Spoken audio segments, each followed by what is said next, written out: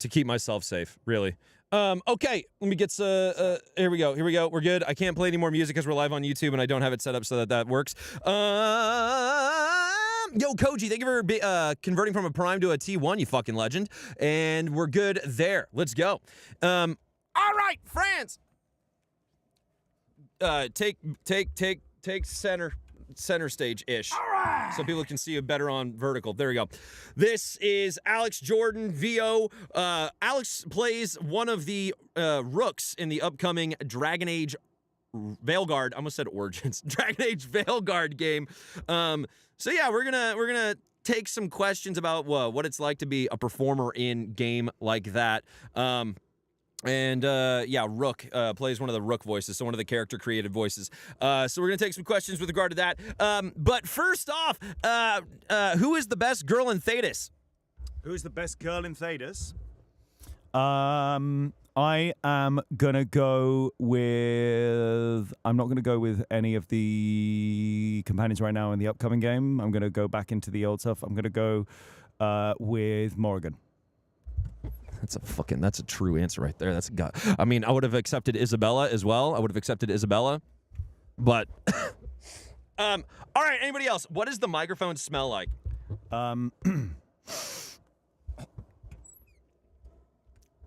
That's that'll be the inside of my asshole.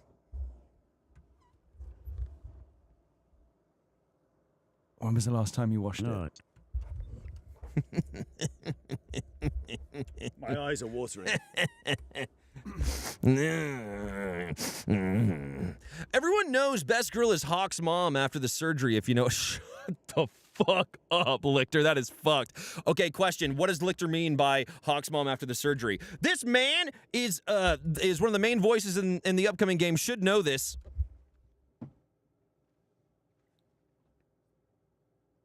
Next question.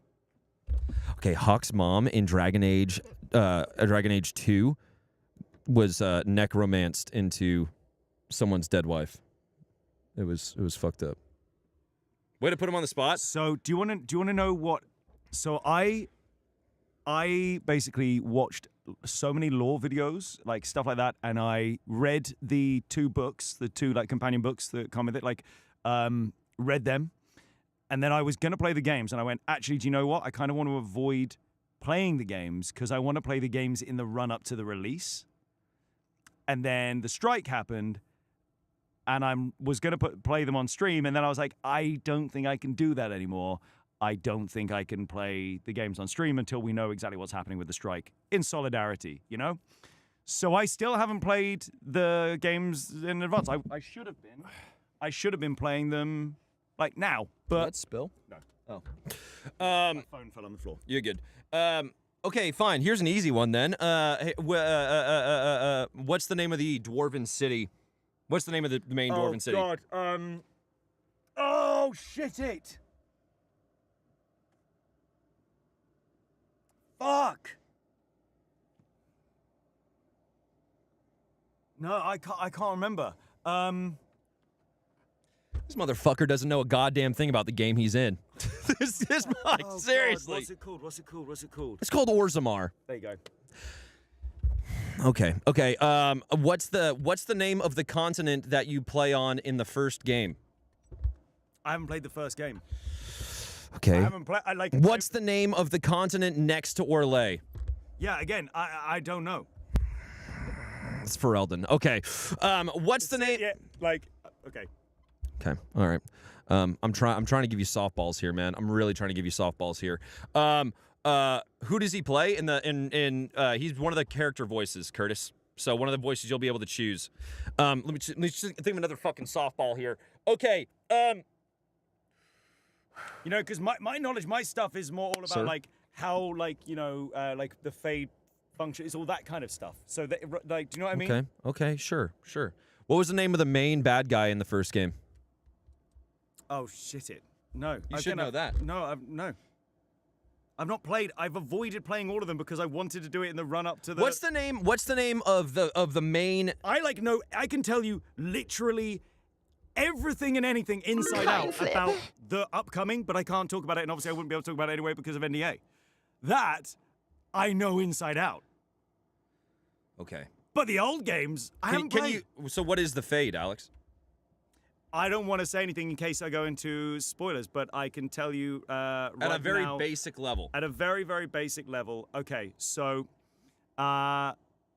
humans were made from the Fade.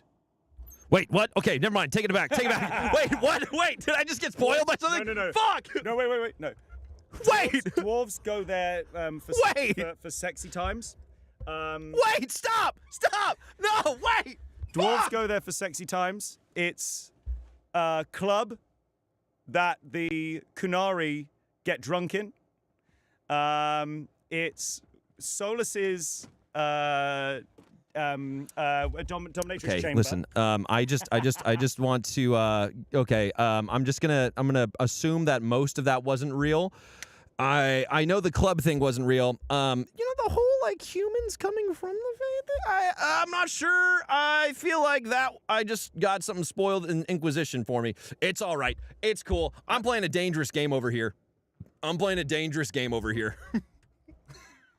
Maybe you guys ask him some questions and he'll sort through the ones that he can answer about being a voice actor with regard to voice acting in those games. Or you can ask him questions about, test his knowledge. I think I'm better suited walking the fuck away for a second. For anyone who's not clear, I said I'm not going to talk about it because I don't want to spoil anything. I just spoke a load of shit. Oh, okay. All just to be clear, I literally prefaced it by saying I'm not going to talk about, because I don't want to risk spoiling. So I just chat a load of shit. So yeah. It's flipping. Alex appearing although the bit about it being a dominatrix chamber for Solus, that was legit. Alex appearing on Dropout.tv when via the Erica connection? Oh, I would love to do some stuff on Dropout TV. I would absolutely That'd be a lot of fun to do some stuff on Dropout TV for sure. Oh, as in, when are you... Oh, okay, I get the question better now. Like, what Alex appearing when via, because you have that connection. I get it now. And beyond Dropout when? Dude, I just need to become a much bigger person in the scene, okay? I actually think Mike should leave regardless.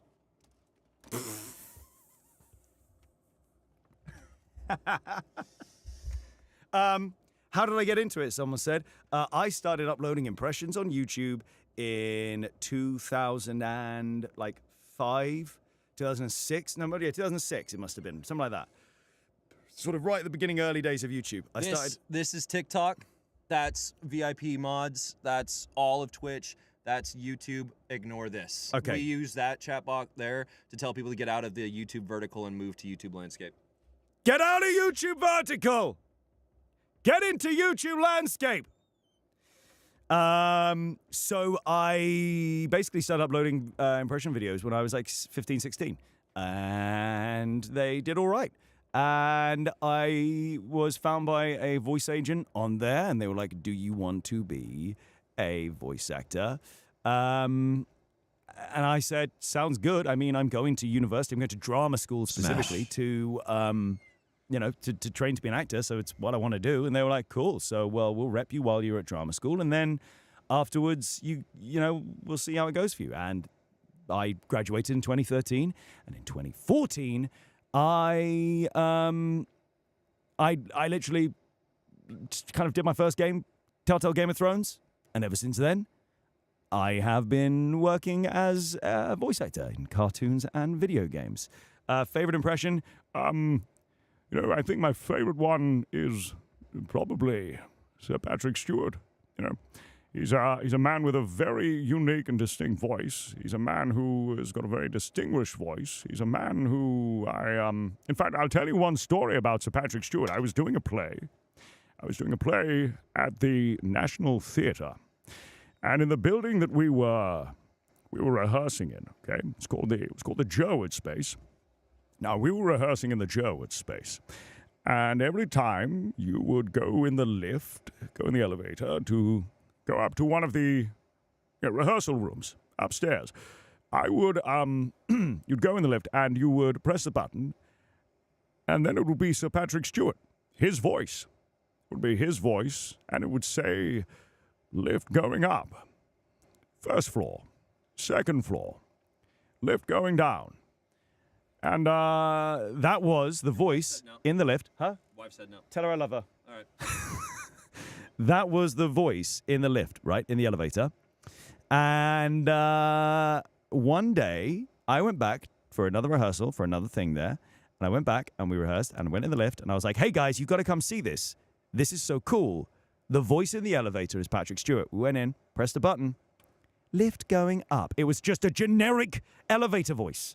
A generic elevator voice. And what had happened was the lift had broken down and they called an engineer and the engineer came in and did a hard reset on the lift, on the elevator, and they lost the custom sound.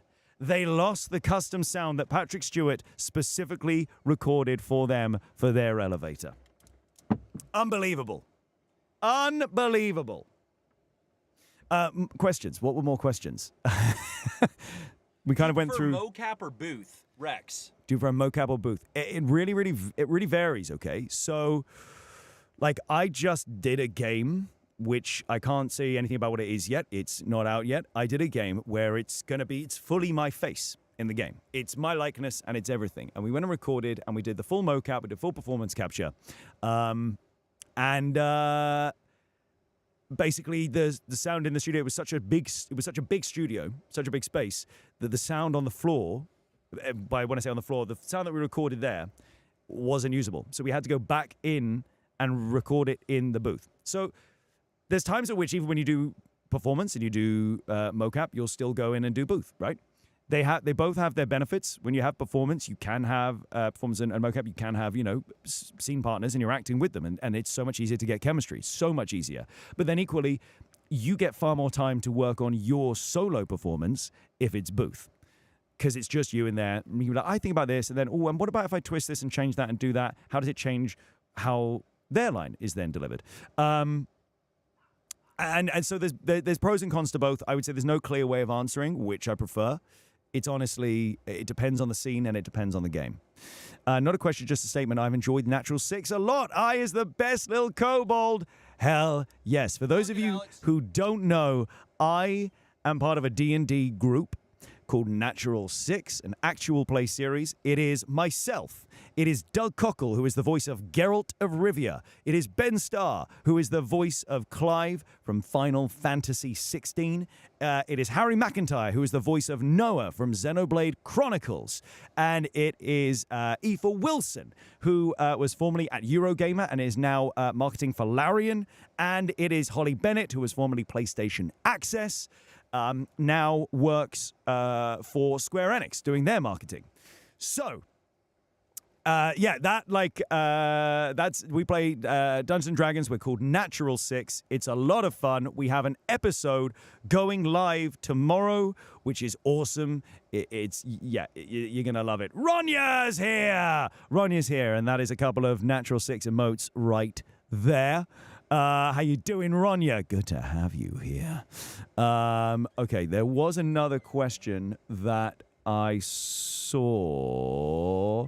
Where was the question? Really quick, make sure you check out Alex Jordan VO on Twitch, Alex Jordan VO on YouTube, and then Alex Jordan _VO. No, just Alex Jordan VO across everything. Alex Jordan VO on TikTok. Sorry, TikTok is Alex Jordan voice actor. Fuck. All right. Okay, Alex Jordan, voice actor on TikTok. He's going to be a voice in the upcoming Dragon Age Veilguard, which he can't talk about because he's in solidarity with the strike. But he will talk to you about voice acting and can take questions and shit like that. But he's not going to promote the game in solidarity with the other SAG voice actors, even though technically the game's not struck and he's not struck. So he could if he wanted to. But it's a solidarity thing because that's fucking dope. Anyway, this is who's speaking to you. One of the character voices in that game. There you go. Someone said Dream Franchise. Dream Franchise, a series. That is a tough one. I mean, Assassin's Creed would be sick. I mean, I've got to be honest with you. I think it's always cool to, often the most cool things are doing totally, original things because you're discovering it as you go. And there's also pressure when you're, going into an existing franchise. People are like, is it going to be good? It better be damn good, So I feel the pressure with Dragon Age. I know that people are going to be going, is it good? I would say probably actually Red Dead. Red Dead would be a dream, Red Dead Redemption, John Marston, That was the first time I fully cried at a video game. It was so good. And that was the moment when I realized what video games can be. Like, truly what they can be in terms of a narrative vehicle, a means of telling a story. And it was that game that I was sat there and I went, oh, shit. Video games are coming for TV and film. They are coming for TV and film. I was like, there's going to be a future in which video games are just delivering you the best narrative experiences.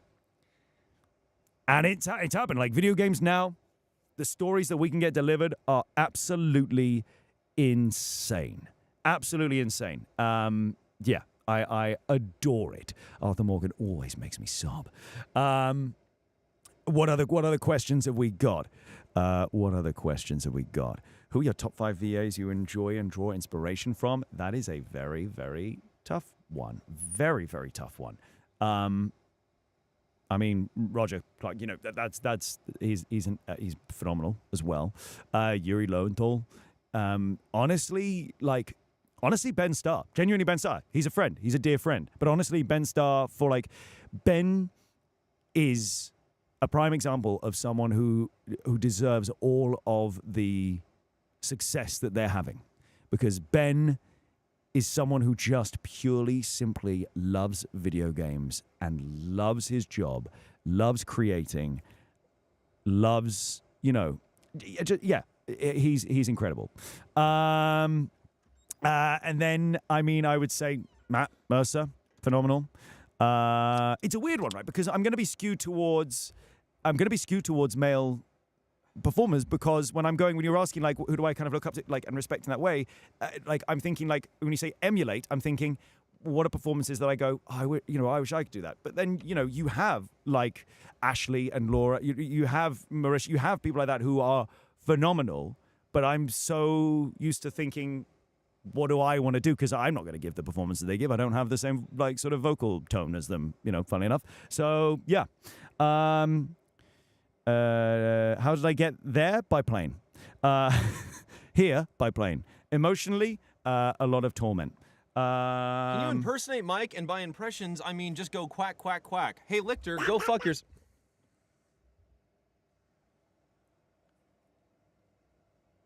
That was... What was it like working on Cyberpunk? It was phenomenal working on Cyberpunk. I was a big fan of CD Projekt Red, and I was a big fan of Cyberpunk. I had already played it through. I loved the world. I was so excited. I auditioned for Cyberpunk, and as I was auditioning for Cyberpunk, I was like, because everything happens under a code name, guys. Everything happens under a code name. You don't get given the name of the game. Very often, you're not told what the game is until you're in recording on it, and sometimes even then, you still don't get told, right? So I knew that I was auditioning for Cyberpunk because in the audition script was the word Tunes. So I was like, oh, yeah, 100%, it's Cyberpunk. So I was so excited to audition for it, and I was like, look, I'm just going to do the audition and do what I always do with auditions. You do it, and then you just forget about it, because if you think about it too much, you're going to torture yourself over something you have no control over, okay? My parents had me under a code name. They called it Whoopsie. That's very good. That's very good. That's very good. I auditioned for that, and then I kind of just forgot about it. I think it was like 6 months went past, and then I got a call saying, hey, yeah, so you're in to record on Cyberpunk at this time. Be there. And I was like, oh, so I got it. And it was just the coolest experience. I love it so much. I got my character's hands tattooed on my ribs. Hey! Oh! Yeah. It's actually just pencil. He draws it on every day, guys. Takes fucking ages. Dragon Age, that game that I'm working on that I can't say, did that have a code name? Yes, they all have code names. I'm actually still, even once the games have come out, I'm not allowed to tell you the code names. Like, I'm not allowed to reference what the code names were. So, NDAs. Did the rib tattoo hurt? Yes. I was having it done. I got it done in Poland. I got it done in Poland while I was partying with CD Projekt Red. I was out there to do their red stream and do the launch, like there for the launch party in Warsaw. And I basically went and got it done, and it was meant to be much smaller. And then the tattoo artist went, you know the design we were looking at? What about if we did it like this and big and on your ribs? And I was like, yeah, sure. Okay, so Baba Booey on TikTok says, do you like to do character voices for D&D? I love it. I have chosen. I is playing Kobold by the name of and I does do the voice, and I does speaks like this, and yes. But I mean, I want to DM one day. I would love to DM one day, and I can't wait to just be able to run rampant with silly voices and cool voices and fun things. So the question, wait, who's his favorite companion in Veilguard, can't really be answered, I don't think, because it's technically promoting the game. But I guess we can maybe ask, in the video, in the production for Veilguard, was there an actor that you whose performance you enjoyed working off of? Yes. I don't know what I can say in this moment. You know what I mean? Yeah. I'm like, yeah, yes. it's really hard. It's because also it's NDA for that as well, Moonflower. Yeah. Like there are companions that have not even been announced. You know what I mean? And that might be one of the things there. Mike loves towing the line. Yeah, dude, for real. I'm getting nothing done for today. Totally fair. What was your first project like? Teams has asked that a few times. First project was Telltale's Game of Thrones, and it was immense because it was thrown right in with a company that is extremely narrative-based, extremely character-based, extremely performance-based. You know, some people really, really love the Telltale games. Some people aren't a fan of them because they're like, some people are like, oh, it's kind of like a bit like a, you know, interactive movie. But as an actor, it's an easy way into the gaming world because you have some gaming mechanic elements, and then you have just a lot of great story and writing and a lot of great character work. So yeah, that was a joy. Couple of good ones. Would you say you had more lines as Rook than previous video games you've done? So yes, but I have also just been working on a game that I absolutely can talk about called The Alters. The Alters is a game where I play 11 alternate timeline versions of the same man, all trying to get off this alien planet. They're made from the same root person, but they've all lived different lives. They have to believably sound like they're from the same person. Go on. Guys, we played a demo for it on stream. For those of you that during the demo week, do you remember the one with the big like wheel? That was Alex. Yeah. So The Alters, I have just finished recording all of the lines on that before I flew out to LA. I just finished recording all that, and I mean, I think we probably did about 370 hours in the booth. We recorded about 370 hours. So that was a hell of a lot of lines because it's essentially a game where I basically play everyone in the game, you know? Just talking to yourself as well. Just talking to myself. Yeah, it's a weird one. Just like you're so used to it in video games when you kind of talk to no one, but when you are literally talking, and sometimes you'll record one side of the scene, right? Ow, my ass! What is something that you believe the pizza guy has Yo, done well? Ox in the box, thanks for the T1 13 months. I'm not really sure it is. I just support him. Jesus Christ. Jesus Christ, my ass. Phenomenal. So when you're in recording, you very often you'll be putting your lines out to no one, right? Sometimes the other actor will have come in and they will have already recorded, so you're getting their lines and you get to respond to them. That's great. Now, The Alters is a weird one because it's a combination of the both. Some of the time, I was talking to no one, and then I'd be getting back, but it would always be my voice, which means that it was weird. It was weird. I talked to myself for many, many hours. Sniffs, thank you for the 11 roses. How do you even prep for something like that was a question What is that was something asked. that you believe the pizza guy It's has done birthing well? time? 9 months. I'm not really Ah, sure it's a it is. sub, I just baby, you support son him. of a bitch! Fuck! Ah! It's birthing time. Pin B, Bob Jettingle. Okay, how heavy is the baby? How heavy is the sub, baby? It's as heavy as you feel after a day where you've drunk 3 margaritas. So, you know. What? Okay. Okay. You know, it's like how Okay, you and what is feel it? specifically after 3 margaritas. Just 3. Like, you know, no more, no less. And what does it look like? Jan Dolsky from the Altars. Boo. Boo. How Wish dare list you use this? today. How dare you use this sub baby as a fucking plug for your new game, you son of a bitch. God damn it. And you can have it very gently. Look after him. All right. Okay, the question was, how do you prep for the game?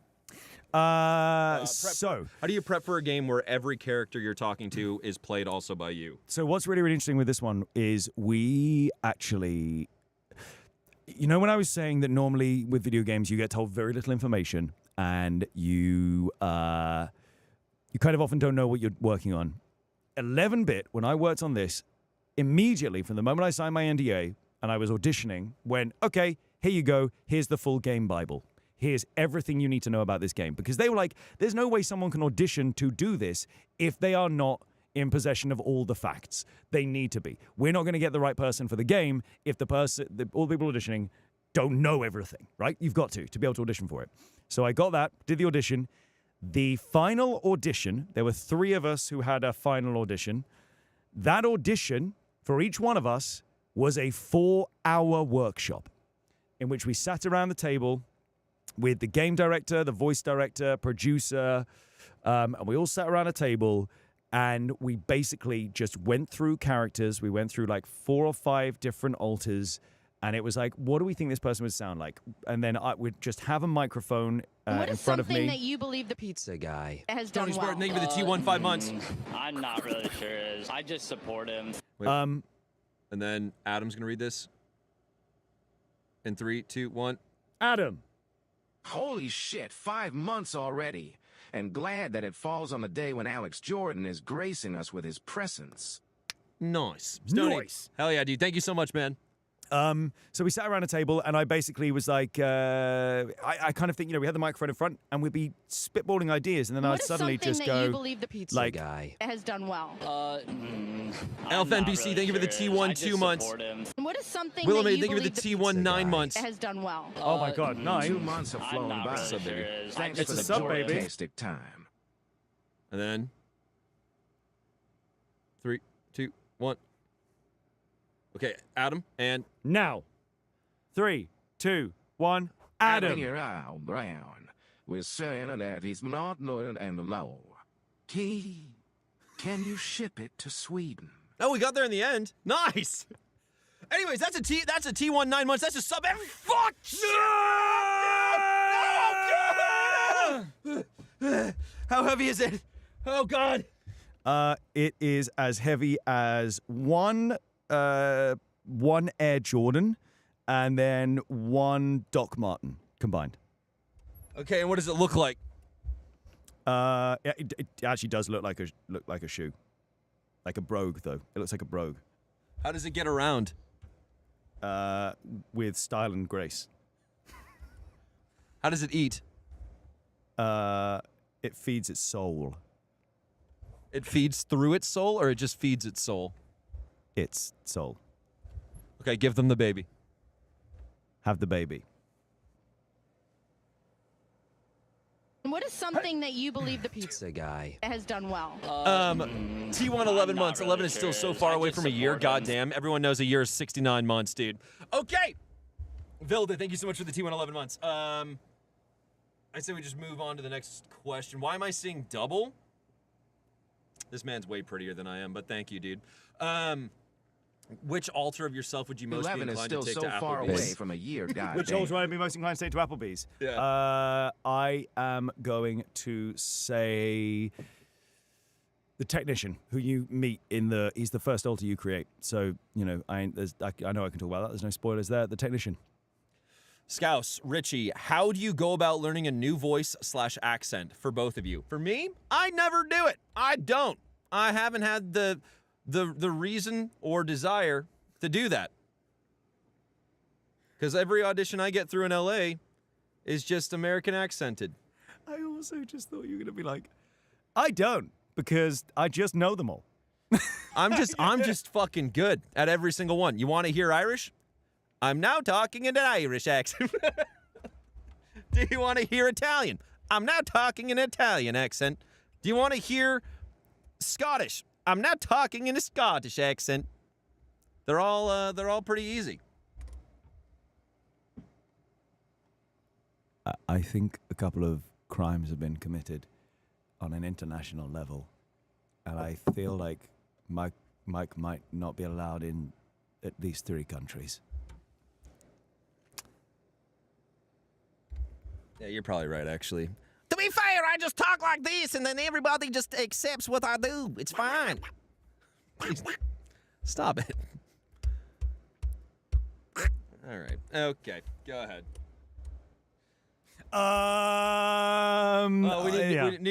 What do you do when you need to get a new accent or voice? I actually wrote my dissertation on what is it that means that some people can do accents and impressions and other people really, really struggle with them. I literally wrote my thesis on it.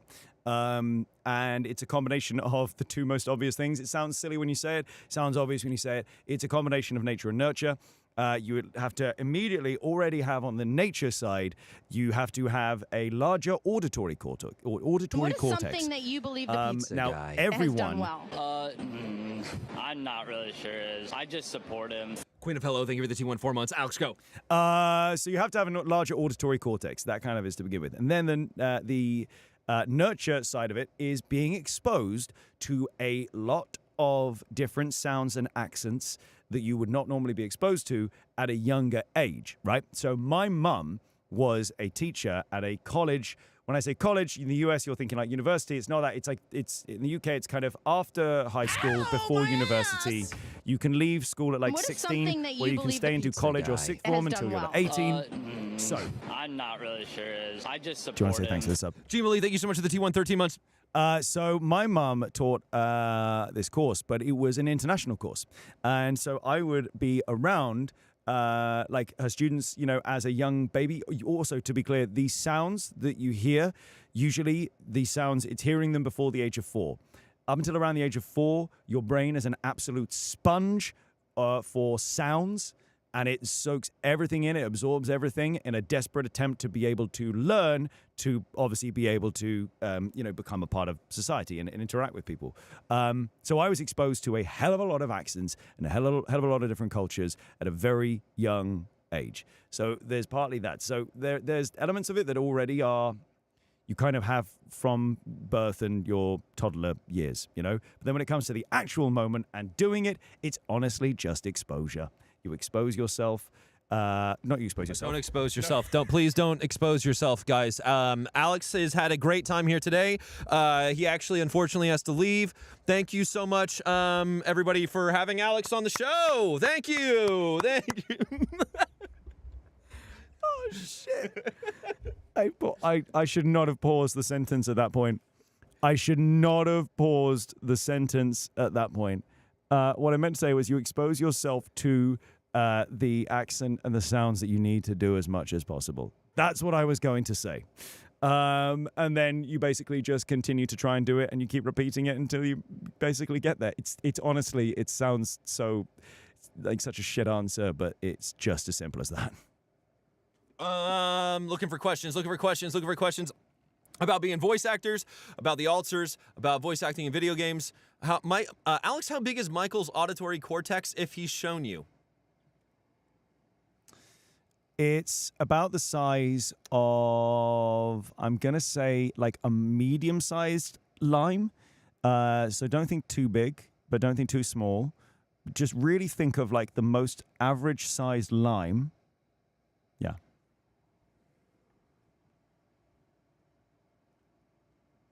Did you say line or lime? Lime.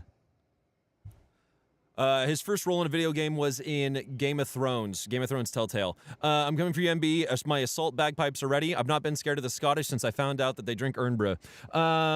Vertical What did you just call it? Ernbra. Okay. Ernbra.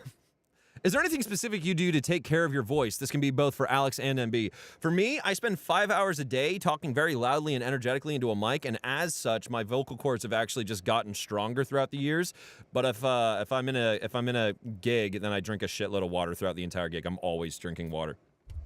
Loads of water, steaming your voice, and then I've got this pot. It's like a kind of ceramic pot Huh? Is it a neti pot? It's called Doctor something. I can't remember what it's called, but it's a ceramic pot that you pour boiling water into, and it has a little plug at the top with a glass tube. I was going to say gold tube. Glass tube, and you basically just put your mouth around it and inhale the steam.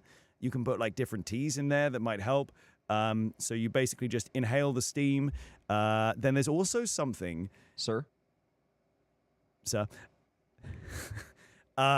And then a nebulizer, which is a very quick way of doing it. You put a saline solution in it, and it basically, when you see them, they're tiny little things, and you breathe it in, and it kind of uses sound waves to kind of make it into a mist, and you inhale that, and it's a saline solution, and it's a very quick and easy way of getting moisture into your throat. I realize that is a horrible sentence to say.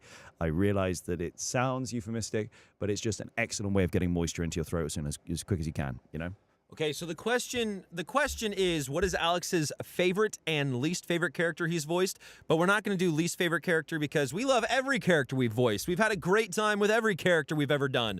So what is your favorite character you've ever voiced, and what's the character you wish you could go back now that you've had more experience? Oh, that's... Wow. Oh, good adaptation. Good, yeah, well done. Good question. Favorite character that I've ever voiced might be Jan Dolsky, might be the upcoming Altars, simply because of the challenge, but also when a game comes out that you voice act in, obviously you want the thing to do well, you want the project to do well. A part of that is always going to be you're going like, and it could be good for me, be good for my career, be good, people will enjoy that, maybe they'll want to work with me more, all that stuff. You get that. It's natural. It's part of the job. Anyone who says that isn't part of it, they're lying to you. There is. But with the Altars, more than ever before, that's down on the list for me, right? I genuinely want people to play the Altars because it will make you think, it will make you feel, it will make you question things. It will make you maybe, if someone is feeling like they're stuck in a bit of a rut and they're not taking the action they need to take, or maybe they're just kind of feeling like they're, stagnating a bit or whatever. Maybe there's hard questions that they need to face themselves and they haven't for a while. It's the kind of thing that it might make them do that, and it might make them ask those questions. It might make them answer those questions. It might make them, change something about their life that they've wanted to change. That's the kind of game it is. For that reason, I'm super, super excited for it, and I purely want it to do well, purely because I want people to play this game and I want people to feel and understand what the game directors are doing with it. So for that reason, Jan Dolsky is probably my favorite. In terms of what would I go back to, now that I know, 100% it would be Asher Forrester from Telltale Game of Thrones, my very first one, because obviously I'm like, I'd love to go back and all the things that I've learned and can now, take into a job. I'd love to go back and redo the very first thing that I did. But I would also say I would love to just see the continuation and hopefully the finish of that story, because we didn't get it, unfortunately. Telltale, as we knew it, went under. Telltale exists again now, but it's a different company. But we were supposed to have season 2 of Telltale Game of Thrones, and we are not going to get it. And I don't think we will ever have it, unfortunately, because the Game of Thrones, the Westeros, the IP, the intellectual property is a very expensive one, and they would have to repurchase that. And I just don't think they are going to spend the time and the money to do that, unfortunately. So we'll never get to see the end of that story. So Asher Forrester, because I would love to be able to go back and finish that story. Baba Booey is asking, have you had any lines that made you cry voice acting them? Yeah, I've got some in the Altars. 100%. I've got some in the Altars. There's stuff in there. I mean, it's a weird one, right? Because if a scene is sad, and you would probably cry. What is something that you believe the pizza guy Wine has Dick, done thank you for the well? T1 11 months. Jork. I'm not really sure is. I just support him. On the way to Strahand and Lorien War. What? Yeah, the TTS is one of the smartest ones on the internet. And is the ham more. Yeah, I mean, what's really interesting is when you're acting, it's the easy thing to go, here's a sad scene, my character is sad, I'm going to cry. That's the easy choice. In reality, when someone is going to cry at something emotional, they very often try and fight it and try not to cry, right? They try to stop themselves. So when you're doing a scene, you're just asking, like, have I cried? Yeah, I've cried, but also the interesting choice is to play a person that doesn't want to cry, and is to try not to cry. So I have cried playing characters, but I would say as a choice, I would say that's as a metric of like, what's good acting? People often go like, oh, you can cry, or like when you see people rage and shout, it's making the choices that don't seem like the obvious one in that moment. Michael, have you done theater work to jumpstart your voice acting career? No. What the way I got into voice acting was I was at school for theater, but there was a sound department, and they needed an American voice for a bunch of ADR work, which is after dialogue replacement. A fucking masterclass of acting talent right there. Can you leave? People pay money for that in acting schools. And the thing is, an acting teacher will take your money and not tell you that information. Alex here literally is giving you a fucking masterclass in acting. For free, you guys. Tell your friends. All right. I don't think Alex's head is going to be able to fit out of this fucking booth. Hashtag Alex Jordan VO. Yeah. When I tell you Alex already has a fucking big head because he's having a great fucking year, and then my girlfriend comes in and says that shit.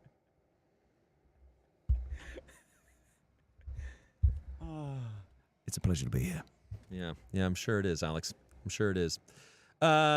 No was the short answer. I met some people that got me into it, and then I moved to New York, and I got some voice acting coaches for commercial. Been doing a lot of commercial. I should have been doing video game and animation a little bit sooner, and I'm trying to play catch up now in Los Angeles and doing an all right job of it. I've booked some work, so I'm happy about it. Woo! Anyway, yeah. Oh, Katie, you do sound engineering? I feel like I knew this, but yeah. There was another question that was really good that I wanted you to answer. I don't know if you could tell from my face there, I fully thought I was about to be told off then. And then it was so nice because she was like, I was like, oh my God, I went into a full panic face. And then was like, oh, she's being lovely. I literally felt like when my mum used to walk in the room and be like, what have you done? It's Emily. Emily's a violent contributor, not contributor. What is something that you violent believe compliments. the guy has done well? Speaking of large really heads, sure. I a just sub support baby. him. Megalomania, that's a T1. No fucking shit. Speaking of large heads, a sub baby. Oh shit. Oh god. Okay, how much does it weigh? It weighs about a shadow of a person who is, I'm going to say, 197 pounds, but it's their shadow. They're 6'3". Oh, they're 6'3". They're 197. And what does it look like? It looks like Sebastian Stan. Are there any other remarkable features about this Sebastian Stan shadow weight baby? Yeah. Sebastian Stan has a mechanical leg. Actually, it's not an arm; it's a leg. He has like a mechanical leg, and like. Cool. Is there anything unique about its personality that you can tell already? It is very good at close-up magic, and it basically developed that skill from a crippling case of childhood anxiety. Amazing. Give away the baby. Thank you so much, Alex. Woo! The ADR you did at uni must have been incredible. Django, you're the one that was doing it, so yes, 100%. So the next question for Alex is there anything besides talent that you think someone needs to do in order to get booked? Okay. This is an easy answer, I feel like. I'm going to give you the realest thing that I can say here, which is this. Luck. When I tell you, the only thing really that you can say when someone says, how do I work as a voice actor? It's a two-step thing. First, you get a bit of luck. And once you get that bit of luck, then you make sure you're good, okay? There are many people who would have done a fantastic job as Jan Dolsky. They didn't audition. I was lucky to get the opportunity to audition.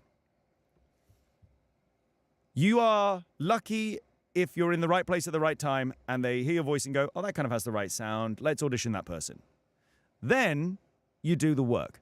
But if you get the work, if you're lucky enough to get the work, it's about being consistent. It's about making sure that you are looking after yourself. It's about making sure that you understand what you're working on. It's about making sure that you can work well with the developers. It's about making sure that you can work well with the engineers. It's about making sure that you are as good as you can be at all the little things, right? Just doing the actual work is part of it. Mic technique, understanding different mics, the way they work, how you need to stand, understanding that, okay, I've got a directional microphone, I'm going to have to perform, but I'm really going to have to keep myself stationary and still. It's about little things like that. There are so many tiny incremental things that you need to do as well as you can to give the best performance, but none of that matters if you didn't get that initial bit of luck. Once you've had that bit of luck, you can build a career, and people will want to work with you because they can see your body of work. That is another, whole other bit. But honestly, yeah, luck. I don't know what else. I don't know what else to say. It's just once you're in the room, make sure that you're doing all the little things that 99% of other actors might not do. Like paying attention to all the little details. How do you find booking jobs without an agent? Because I'm broke, but I want to get into VA. That's really hard, Marcus, because he's had an agent pretty much the entirety of his career. And my experience has been pay-to-plays, but I also hate pay-to-plays because they steal so much of your money. And, they're getting even worse now because Voices.com allows you and presents you the opportunity to upload an AI version of your voice to their website so you can just make passive income, when in reality that's not good at all for you because you're just underselling your talent in an incredible amount. You can go Voice 123 as well, but they limit a shitload of the gigs you could be getting. Fiverr is Fiverr's Fiverr. A lot of people look down on Fiverr, and if you because Fiverr did a whole ad campaign where they shit-talked voice actors. They're like, do you want to hire a voice actor that costs a bunch of money? And then it was just they showed people being pretentious and or do you just want to hire one for $5 on Fiverr? And it was you don't need to pay a lot for a good voiceover. And it was okay, you can go fuck yourself. What the fuck? So Fiverr's a piece of shit. Don't like Fiverr. Yeah, it's really about you kind of just have to stomach the pay to plays for a little bit and try and protect yourself. Never do anything that's in perpetuity because you'll fuck yourself in the long run. And yeah, that's really the only way. I mean, the other thing I would say, Marcus, is start learning your DAW, your digital audio workspace. Learn how to create. If you're saying you can't afford classes and stuff, learn how to create and make voice reels for yourself. And the way I would go about that is find some of your favorite voice actors, listen to what they do, and see if you can literally just create a copy but using your voice, all right? And then learn your DAW, learn how to do that, because what you're going to eventually do is create your own voice reel, and so you can start sending that out to agents, and then that's how you're going to book an agent. You're like, hey, I got this voice reel. Honestly, though, you should save up some money and get classes, because classes will make you a much better voice actor and just actor in general, getting acting classes or voice acting classes. But that's the way you got to go about it, because you can audition all you want, but if you're not a good actor at the end of the day, you're just not going to book. But learning your DAW so you can save money on making a reel is a huge thing as well, because they charge thousands of dollars for reels, and you could just do it yourself if you're good at working with your tech. Anywho, back to Alex. What did you think? What did you think of Poland as you were there? Did you try any Polish food while you were there? Were you shocked by anything? Poland is brilliant. Warsaw is an incredible city. You can go out and bars and shit are open until 5, 6 in the morning. It's brilliant. I love it. The people are awesome. So friendly and stuff. Obviously, I've only been to Warsaw. I've heard it can get quite different out in sort of more rural Poland with some of the people that you're meeting as well. But yeah, it's a fantastic place. Honestly, it's incredible. They're making some of the most amazing games in Poland.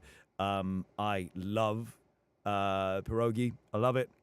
I had some amazing stuff. I had pierogi with pear and stuff in it, pear and different meats, and they do some brilliant food there. And I have the best time, and I'm looking forward to going back out again soon. Do you and the other rooks still have your group chat? Absolutely. And I think I got a message that we were texting this morning because I went and met up with Matt and Marisha yesterday, and I sent the photo through of us hanging out. So me and the rooks were just like chatting. I was maybe going to see Erica as well, but they're like not around right now. But I'm going to see Jeff. I think I'm going to see Jeff while I'm out here. We just need to line up the time because he is a man with a family and he's got, little ones. So we're going to try and, Matthew Mercer. Yes, Matthew Mercer, a.k.a. The guy Manfred. The guy that's in everything. Attending cons? Yes! I will be attending cons. I've got my first ones being lined up and booked in now. So, yes. Nice. With regard to DAW's digital audio workstations, Marcus Mo, Logic, Pro Tools, Reaper. I started with Reaper. Reaper's the only one that I ever really suggest. How often does Alex stream? Lately, he's not been streaming very much, but I think you're going to be getting back into more of a consistent. 100%. Yeah. When I'm back from LA, when I'm back from TwitchCon, I'm going to be way more on it with streaming. I basically went through 8-9 months where I effectively was in a booth 8 hours a day, 5 days a week. And I would get home and it would be like 8 o'clock in the evening and I'd be knackered. And also when you've been talking all day into a microphone in a booth, the last thing you want to do is go into another one and talk for another 3-4 hours.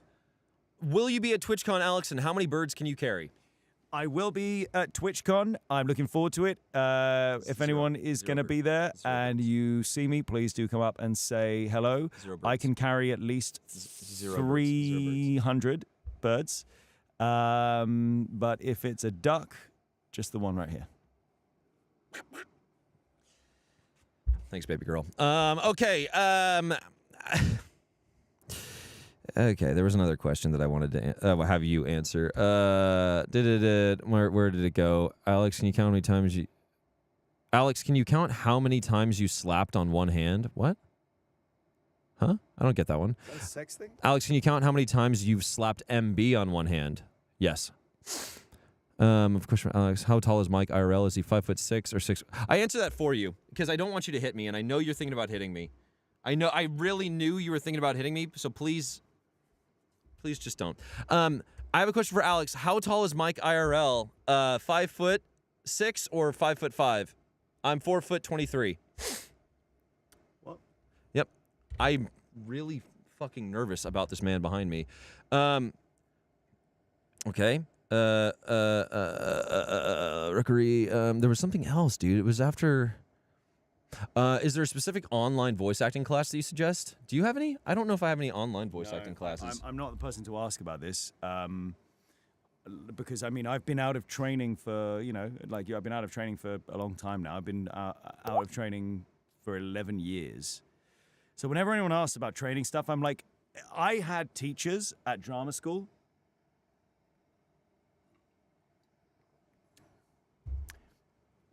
I had teachers at drama school who were out of training soloing themselves that I was basically like, I feel like a lot of the information you're giving me right now is out of date. So I've been very lucky with the work that I'm doing, which has meant that I haven't done classes, so I don't know enough to say and feel like I could give any good advice. Anything I give you is not worth listening to in that regard. AJ, do you suggest revoicing your favorite ads or bits of work, or is that looked down on to build a show reel for voice acting? I would say find the ones that you think you could be a voice in, right? And then here's what you're gonna do. You're gonna go to ChatGPT and tell them, give it the prompt of that so it writes the copy for you. And that's a really good use of ChatGPT, is just for some bullshit like that, right? And it'll write out the copy for you. It'll give you some very generic commercial copy, and then you can use that for the reel that you make. Because at the end of the day, all you're using that reel for is to sell yourself to actors and casting directors. So it doesn't need to be a real thing, but use the ads that you like and do that. is what I would suggest. Apologies if it's already been asked, but has AI affected voice acting work much? It has. Yes! 100%. Yeah. Yes! It's fucking terrible. It is really bad. Companies are trying to sneak in AI clauses into contracts. There are people that I know who have had their voices taken and used without their permission. I regularly message Doug whenever I find AI companies using Doug Cockle, voice of Geralt of Rivia. I'll send it through to him. Jane, I have to, Jane has it a lot. Jane Perry, who is Rogue in Cyberpunk. She's Diana in Hitman, things like that.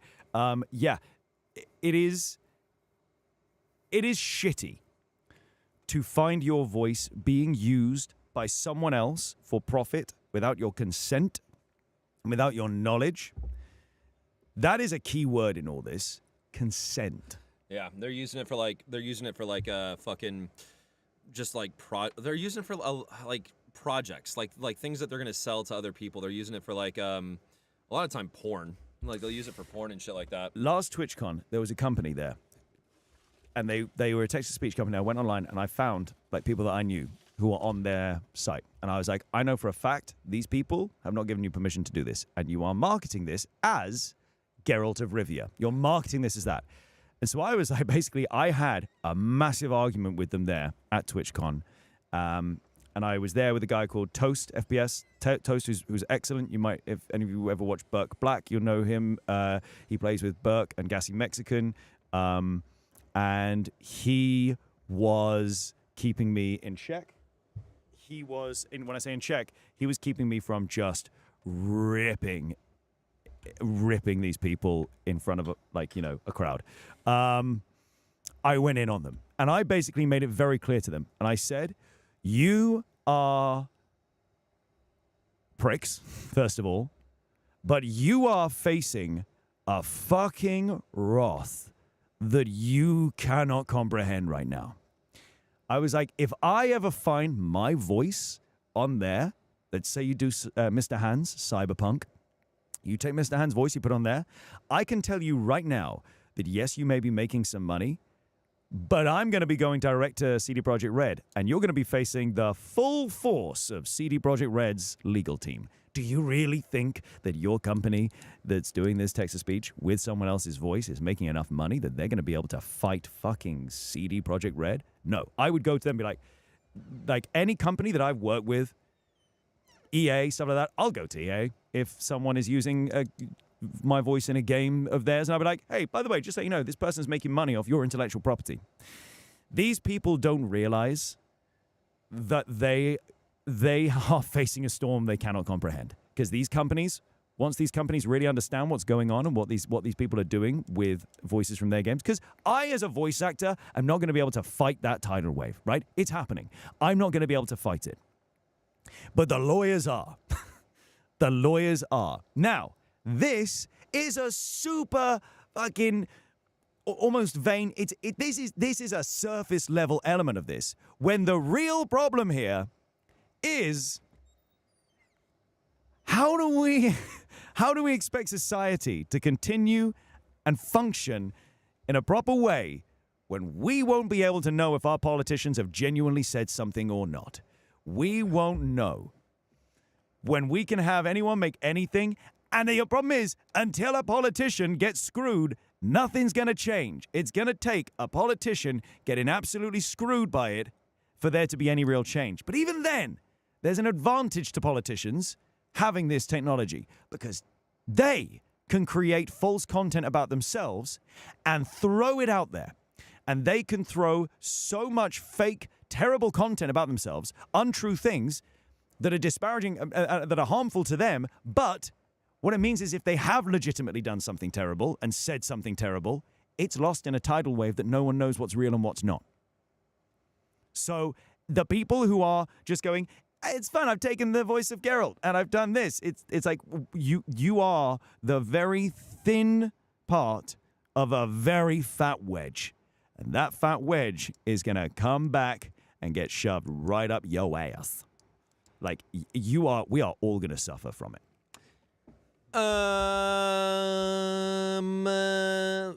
Movie moving on. Okay. So that's an answer. Yes, AI voice is bad. Did you notice how I started cleaning up the booth and walking away when Alex started talking about AI voice? I've had this conversation with him in the past, and I was like, all right, I've got a solid 5 here. I was like, I've got some time. I'll let this man get going. Okay, JP Perrin, I imagine the... No, that's not the one. Oh, Lichter's Hand. When you're in a session and reading from the script, how much do you have to stick to it word for word, or if it's an emotional scene, are you allowed to improvise while sticking to the script? So what you got to remember is that these words are often going to appear at the bottom of the screen. And these words are going to be very much coded to maybe like there's already mouth movements in place. You might be coming in and you're performing, but it's kind of like the facial animations are roughly in place already. Things like that. That could be the case. You can rewrite stuff, but if you're doing it, it has to be then discussed with the writer. Like we have the writer, Kasia, and another writer, Magda, for the alters on the call, like at all times, either them or Tomek, who is the game director. And we would make decisions, and I'd say, actually, I don't think that's the right wording there. I think he'd probably say more like this, or I think at this moment it's more effective if he delivers this rather than that. And that's fine if we have that conversation and it's agreed upon and we go, cool, yep. Or in the moment, I could slightly change something and then I go, just to make sure you guys heard, I changed this to this because in the moment it just felt more right. And then they go through and they go, yeah, let's listen back to it. Yeah, I think you're right or I think you're wrong. Boom. And then it physically has to be changed in the script there and then to ensure that it's correct when the game comes out. John, his favorite voice acting job is The Alters, Jan Dolsky, which is coming out soon. I think another fun one would be, what's your favorite voice acting gig that you did that has nothing to do with animation or video game? What is something that you believe the Yo, pizza M. guy Kiko, thank you so much for the has T1 done 13 months, dude. Ow! I'm not really sure is. I just support him. Is he going to say something? No. Okay. That would probably be, I was the voice of Hugo Boss for a while, doing Power of the Scent by Boss, the new fragrance from men. Yeah, it was just that at the end. Power of the Scent by Boss, the new fragrance from men. Nice. That because I was able to be like, I'm the voice of Hugo Boss. Yay! But then I was also the voice of Duracell for like 5 years, and that one was fun. And it was like, you know Duracell lasts longer, and in devices like this, up to 10 times longer. Duracell lasts longer. It's so British, it fucking hurts, dude. You know Duracell? Oh no, it's because it sounds like all of the 3 commercials, dude. It sounds like every commercial that I hear on 3. Welcome to 3. Welcome to 3. Okay, here's the best deals we've got coming up for you. It's just the British advert voice, dude.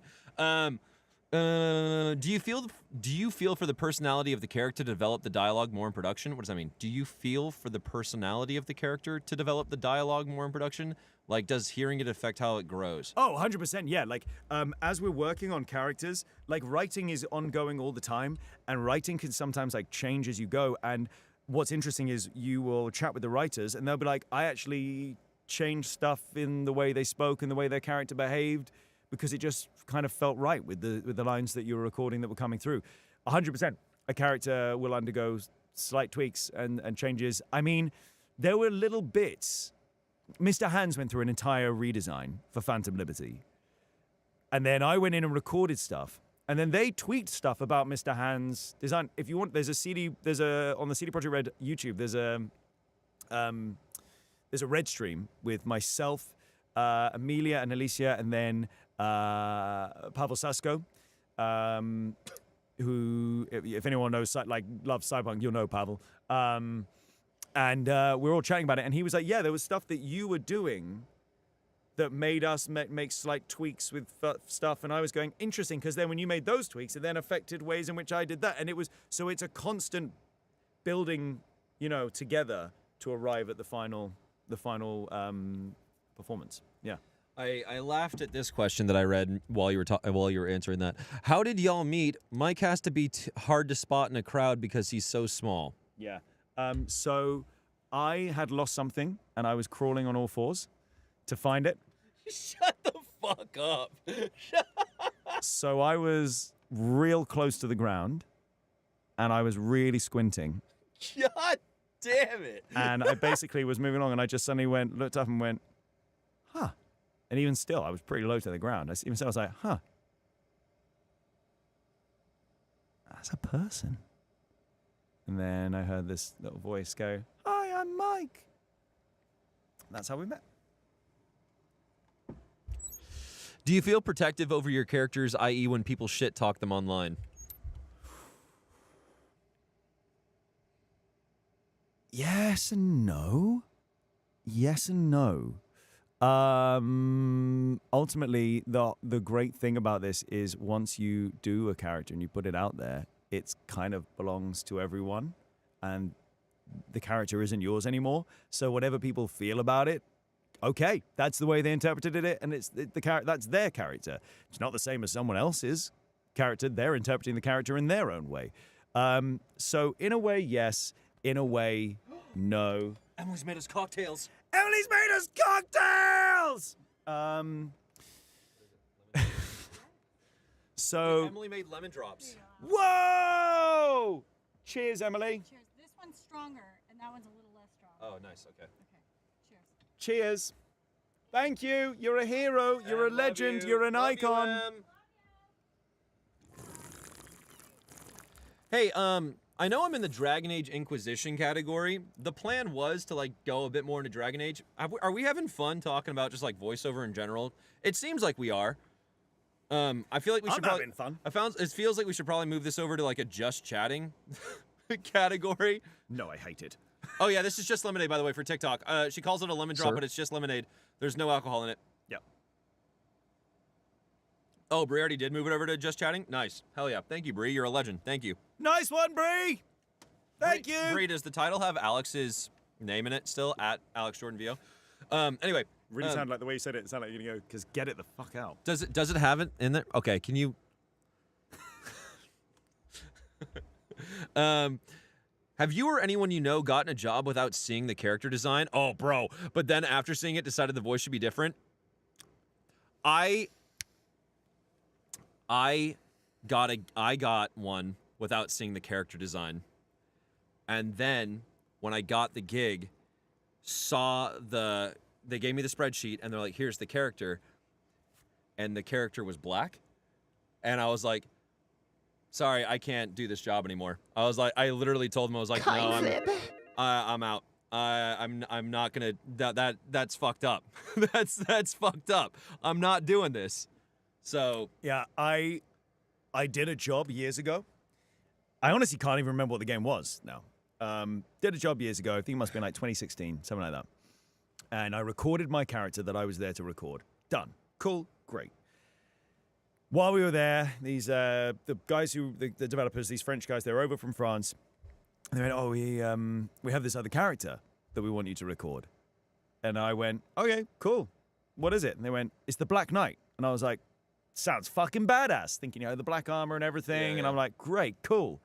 And then they pulled up the character, and it was a knight in regular knight armor who was black. And I was like, you've called this character, in the work title, the Black Knight. That's so and you have asked me. So wait, it's steel armor. It's just gray armor. Yeah, and you have asked me, a white man, for a character you've defined this. And then I went, what?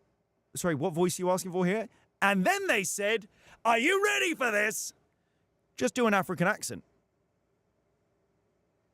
I immediately went, no. Oh my God. And then I went, but what do you even mean an African accent? And I was like, Africa's a continent. Yeah, dude. Just do a European accent. What? French, German, Italian? What do you mean? Oh. But then I was just like, no. And then they said, what do you mean no? I said, no, I'm not doing it. That's not okay. I'm not doing it. And they went, some of the other actors have tried for it. And I went, what, white people? And they went, yeah. I went, okay, that's their choice. Yeah. My choice is no. And they were like, but I don't understand why you're being unreasonable. I was like, I'm very much not being unreasonable here. I'm very much just doing the bare fucking minimum by saying no.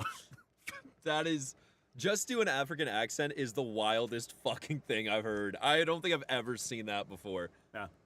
Mad. Yeah, you were unreasonable? Yeah. Dude, what the fuck? Yeah, I know. Absolutely wild, right? Absolutely wild. They just couldn't get their head around it. And I didn't go back and do any other work on that game. I was never invited back to do more work on it.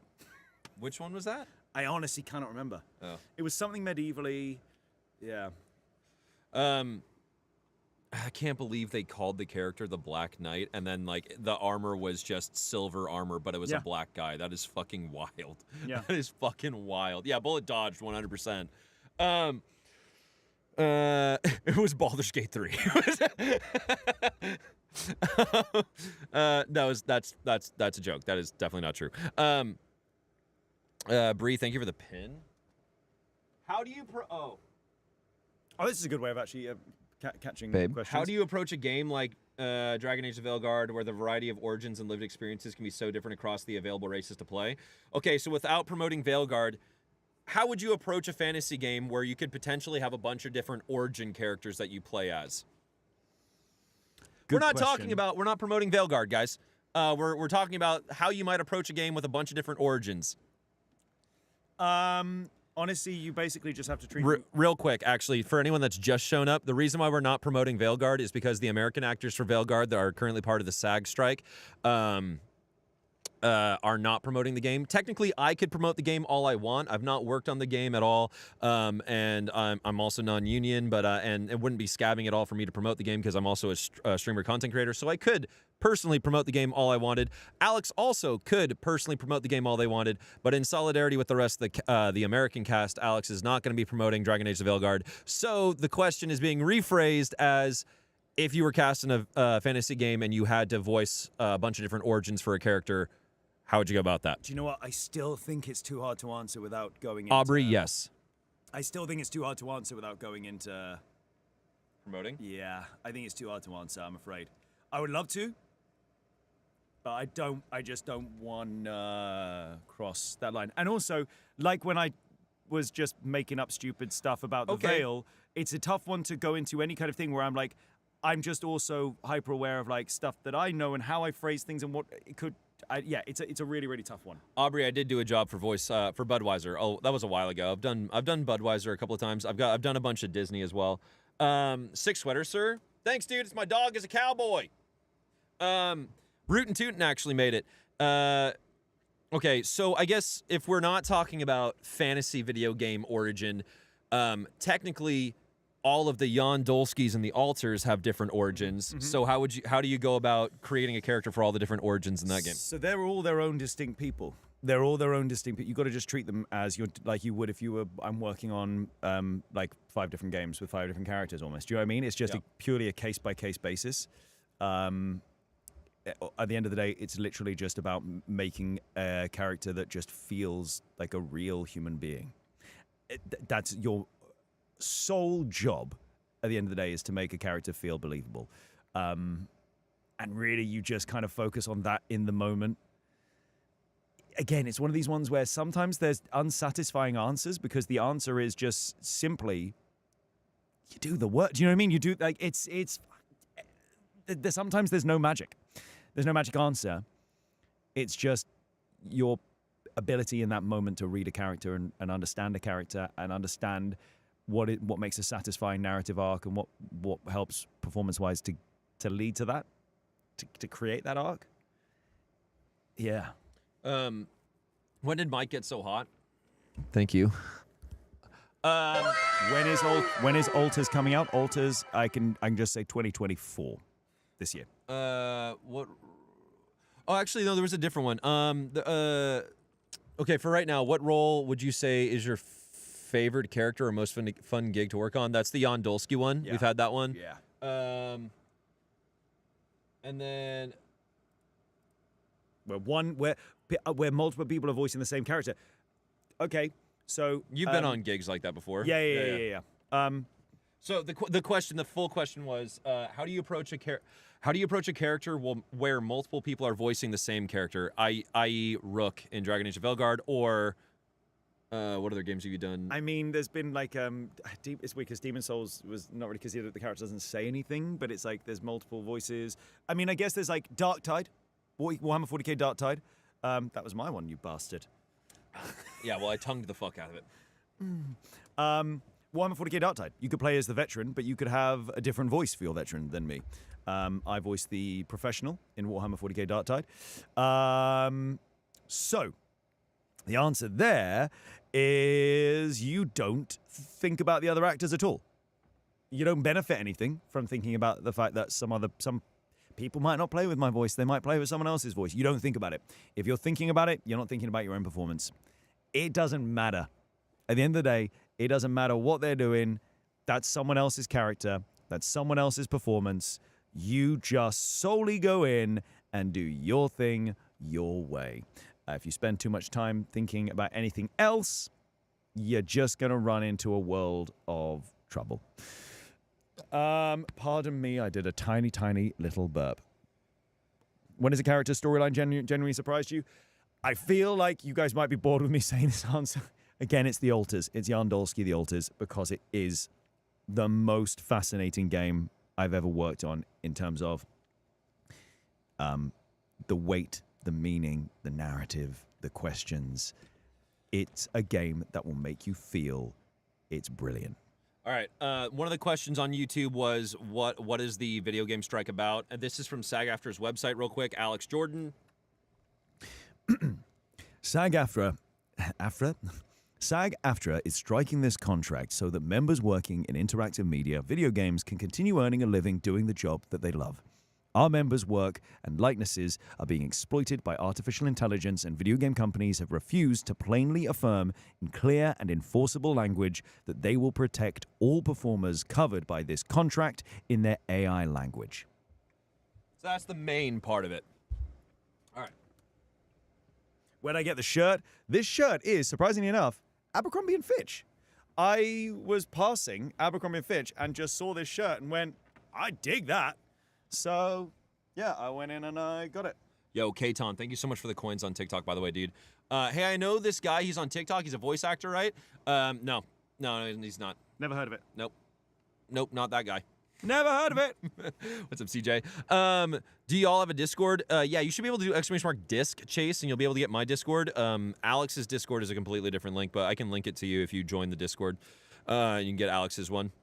Tina Bug with your emotes. Love that. Yep, love it. Oatmeal cream pie or Star Crunch? Star Crunch. Star Crunch.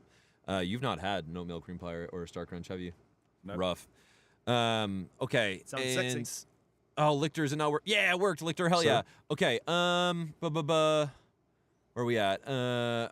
When it comes to voice work, have you always tried to lean into your natural sound, or did you feel pressured to sound a certain type of way to appeal to employers? Never felt a pressure to sound a certain way.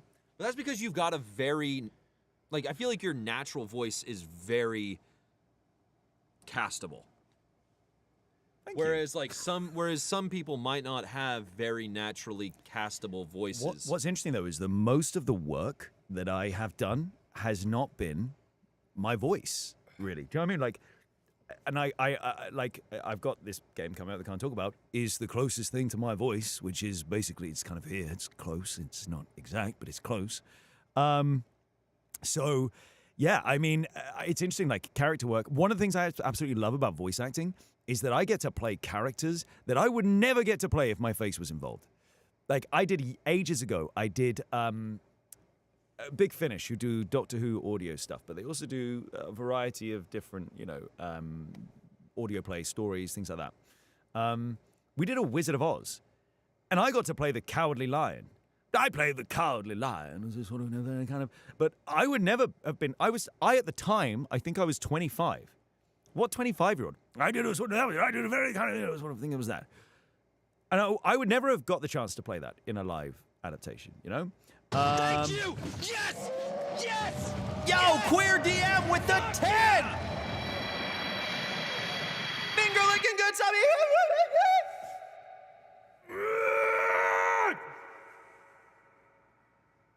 Can I see that again?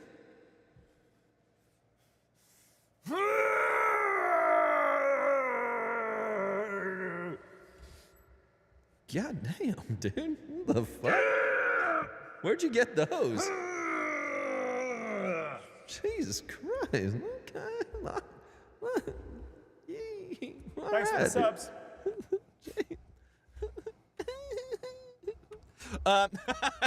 Your turn, Mike? No, I'm wearing a sweater, dude. I couldn't do it if I tried.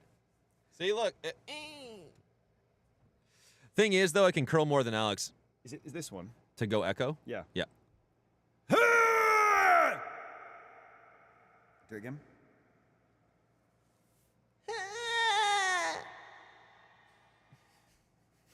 I hate who you choose to be. Twitch is not being degenerates right now. When did this turn into a thirst trap? Yeah, I know, right? I didn't realize Alex's arms were that big. I was like, God damn. Mountain Dew Baja Blast or Mountain Dew Code Red Baja Blast. Without naming the company, obviously, what was your most/least favorite feedback while doing lines for something? Ooh. Yeah, without like naming the people, what's the favorite bit of direction you've gotten, and what's your least favorite bit of direction you've gotten?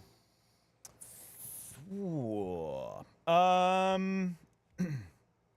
What is something that you believe the pizza guy has Davey done boy with well? the T1 60 months. I'm not really sure is. I just support him. That's the Brummy dude. Hey. In this order was trying to slam that to my shore. The dawn loads at war. It's just the number 60. What the fuck is going up with text-to-speech today? What was that? It was just the number. All right, Adam's drunk, dude. It's fine. And you did do a Bournemouth. You did do a Bournemouth against Everton. You came back from 2-0 down and 1-3-2. You did a Bournemouth. Bro, by the way, guys, real quick, just a quick interlude. I saw my first MLS game with Alex. It was also Alex's first MLS game. Galaxy versus LAFC. Fucking fire, dude. LAFC's fans were insane. They were fucking insane. LAFC had a better kit. Galaxy won 4-2, but bro, it was a belter of a time. I just swallowed the lemon drop the wrong way. Yeah, he has that issue sometimes. Man doesn't know how to swallow. So, What is something that you believe the pizza guy has done well? I can't wait for the text-to-speech on I'm this. not really sure is. I just support him. Yeah, Major League Soccer, there's no text-to-speech. Mud Nugget, thank you so much for the prime 11 months. Football. You ever done a job wasted? Probably not, right? No. Yeah, no. I've definitely done auditions drunk. Same. Yep. Because I'd like... Because they'll come in last minute and yeah, say, do sometimes they ASAP. come in, I'm like, well, I've just had 5 beers. I'm like, oh, okay, but it's got to be done. It's got to be in tomorrow, and I'm in the booth all day tomorrow. It's got to be done now. I went out drinking with, there's a wonderful game critic called Paris Lilly, who does stuff with kind of funny games. And I took Paris out in London. Nice.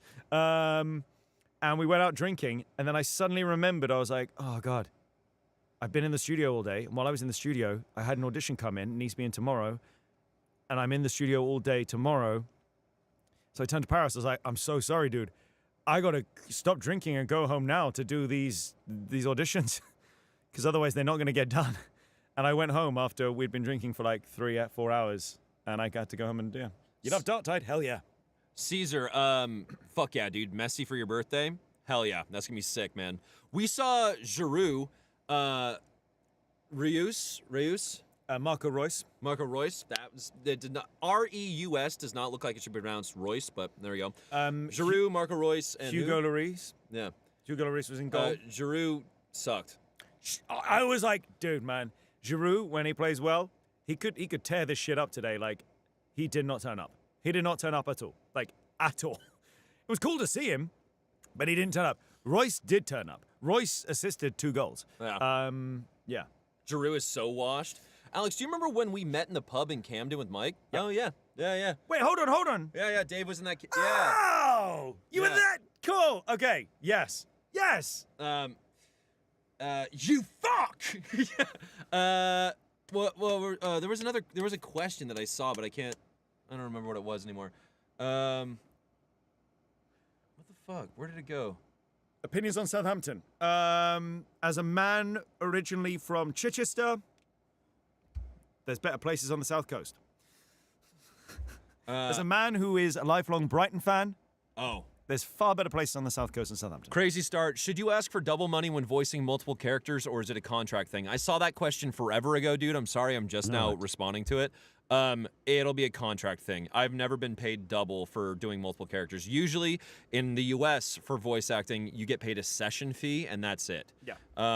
Is it the same in the UK? Yeah, it's your hourly rate. So Yeah. it doesn't matter how many characters you do, it's your hourly rate. However much they can get done in an hour, that's what you're paid for. Yeah. Doesn't like you could do 50 characters in that hour, but it'll still be the same as doing one character in the hour. Do you prefer to eat cats or dogs? Ask me that question again when I'm on my countrywide tour to Springfield.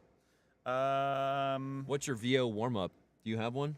My VO warm-up, I really like if you get a bottle, like a Chili's bottle or something. I've got these. Wait, a what? Chili's bottle. Do you not know Chili's bottle? There must be a US. No, a chili. There must be a US. You're probably looking and you go, oh, that's a so-and-so. Like, I think of Chili's baby back ribs. Oh, just a fucking water bottle, Yeah, but dude. like, it's a specific shape. It's this. like a flask. Well, not a flask, yeah, but a it's- thermos. Yeah, kind of. But this specific shape works really well for it. It's a very phallic shape, guys. So basically, I then have a rubber straw. So You you fill it- get a water bottle, right? Oh, Get a bottle of water, right? bottle of water, yeah. Get a bottle of water. There you go. That's what we were fishing Get for a there. water bottle. Put a straw in it. Fill it with water, and then basically you go. Ooh, and the air that you're blowing down, when you push air out through your vocal folds are doing that, right? That's creating the sound. That's it. You're just giving yourself a lot of tiny applause consistently. Yeah. So anytime you talk, you are being egotistical. Stop Shut the Stop fuck applauding yourself. So your vocal folds are doing that. Now, when you do that down through into water, obviously that is slowed, right? And the water, the air rises back up through, it goes down through the straw, and it has to rise back up through the water. It slows down the process. So what ends up happening is the water goes down, the air goes down, and it hits the water.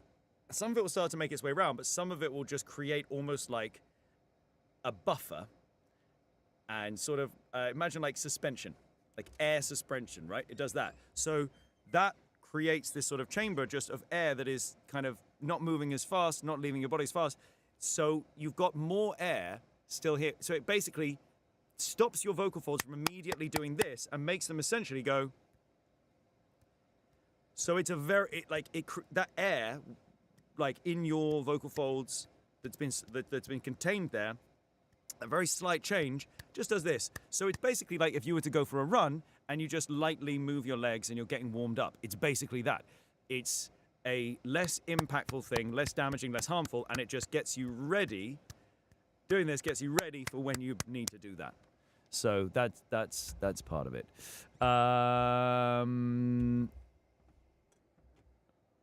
Yes. There's nothing in it. But so like that? Oh, there's no straw. Oh, do you want a straw? Do you have a straw? I could get a straw, yeah. If we fill up and get some water and straw in it, then yeah, that would be amazing.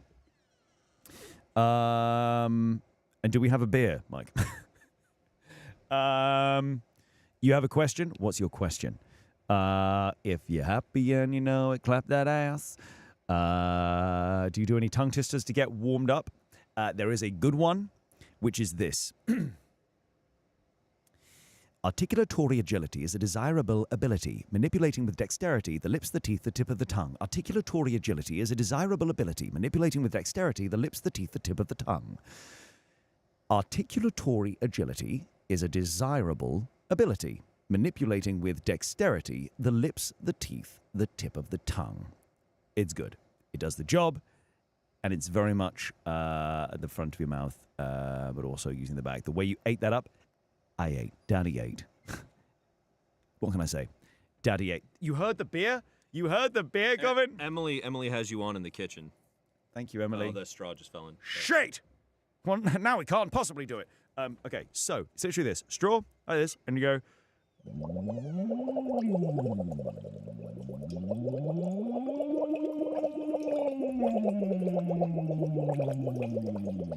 Now, Alex spent £30,000 to learn that at drama school in the UK. that's actually all we did 8 hours a day, 5 days a week at drama school. Mike, if you're not feeling too icky about using the straw, Yes. give it a go and see what you think. Like, and you see what I mean. I've about, kissed Alex. You see what I mean about it? It feels like it's like taking your voice and doing what it normally does, but with a bit of a buffer in there.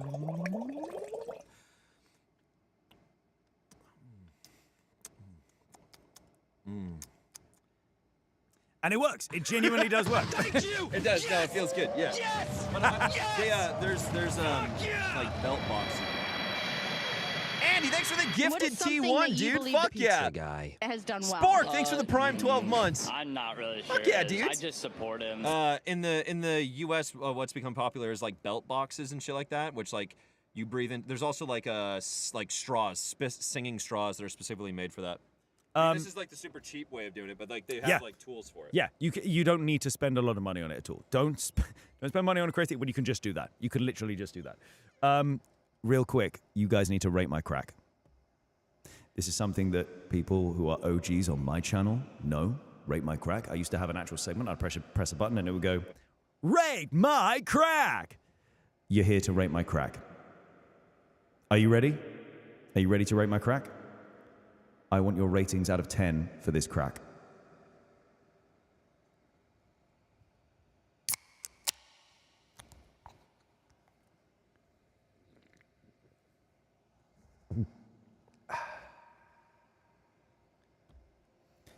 Five, 9, 8, 3, 8, 4, 10, 6, 5, 5, 5, 7, 6, 6, 6, 7, 5, 5, 8, 6, 7, 5, 8, 8, 5. God, this is my social security number.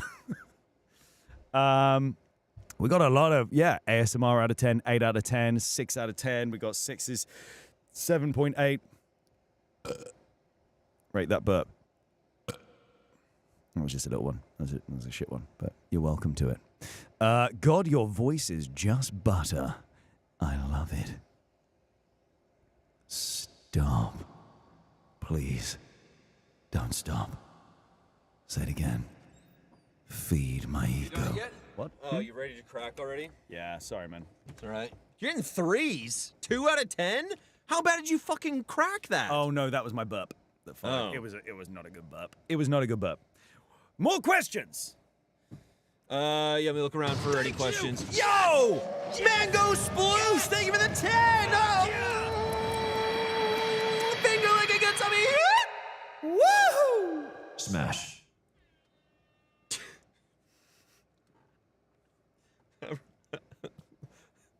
Okay, next question.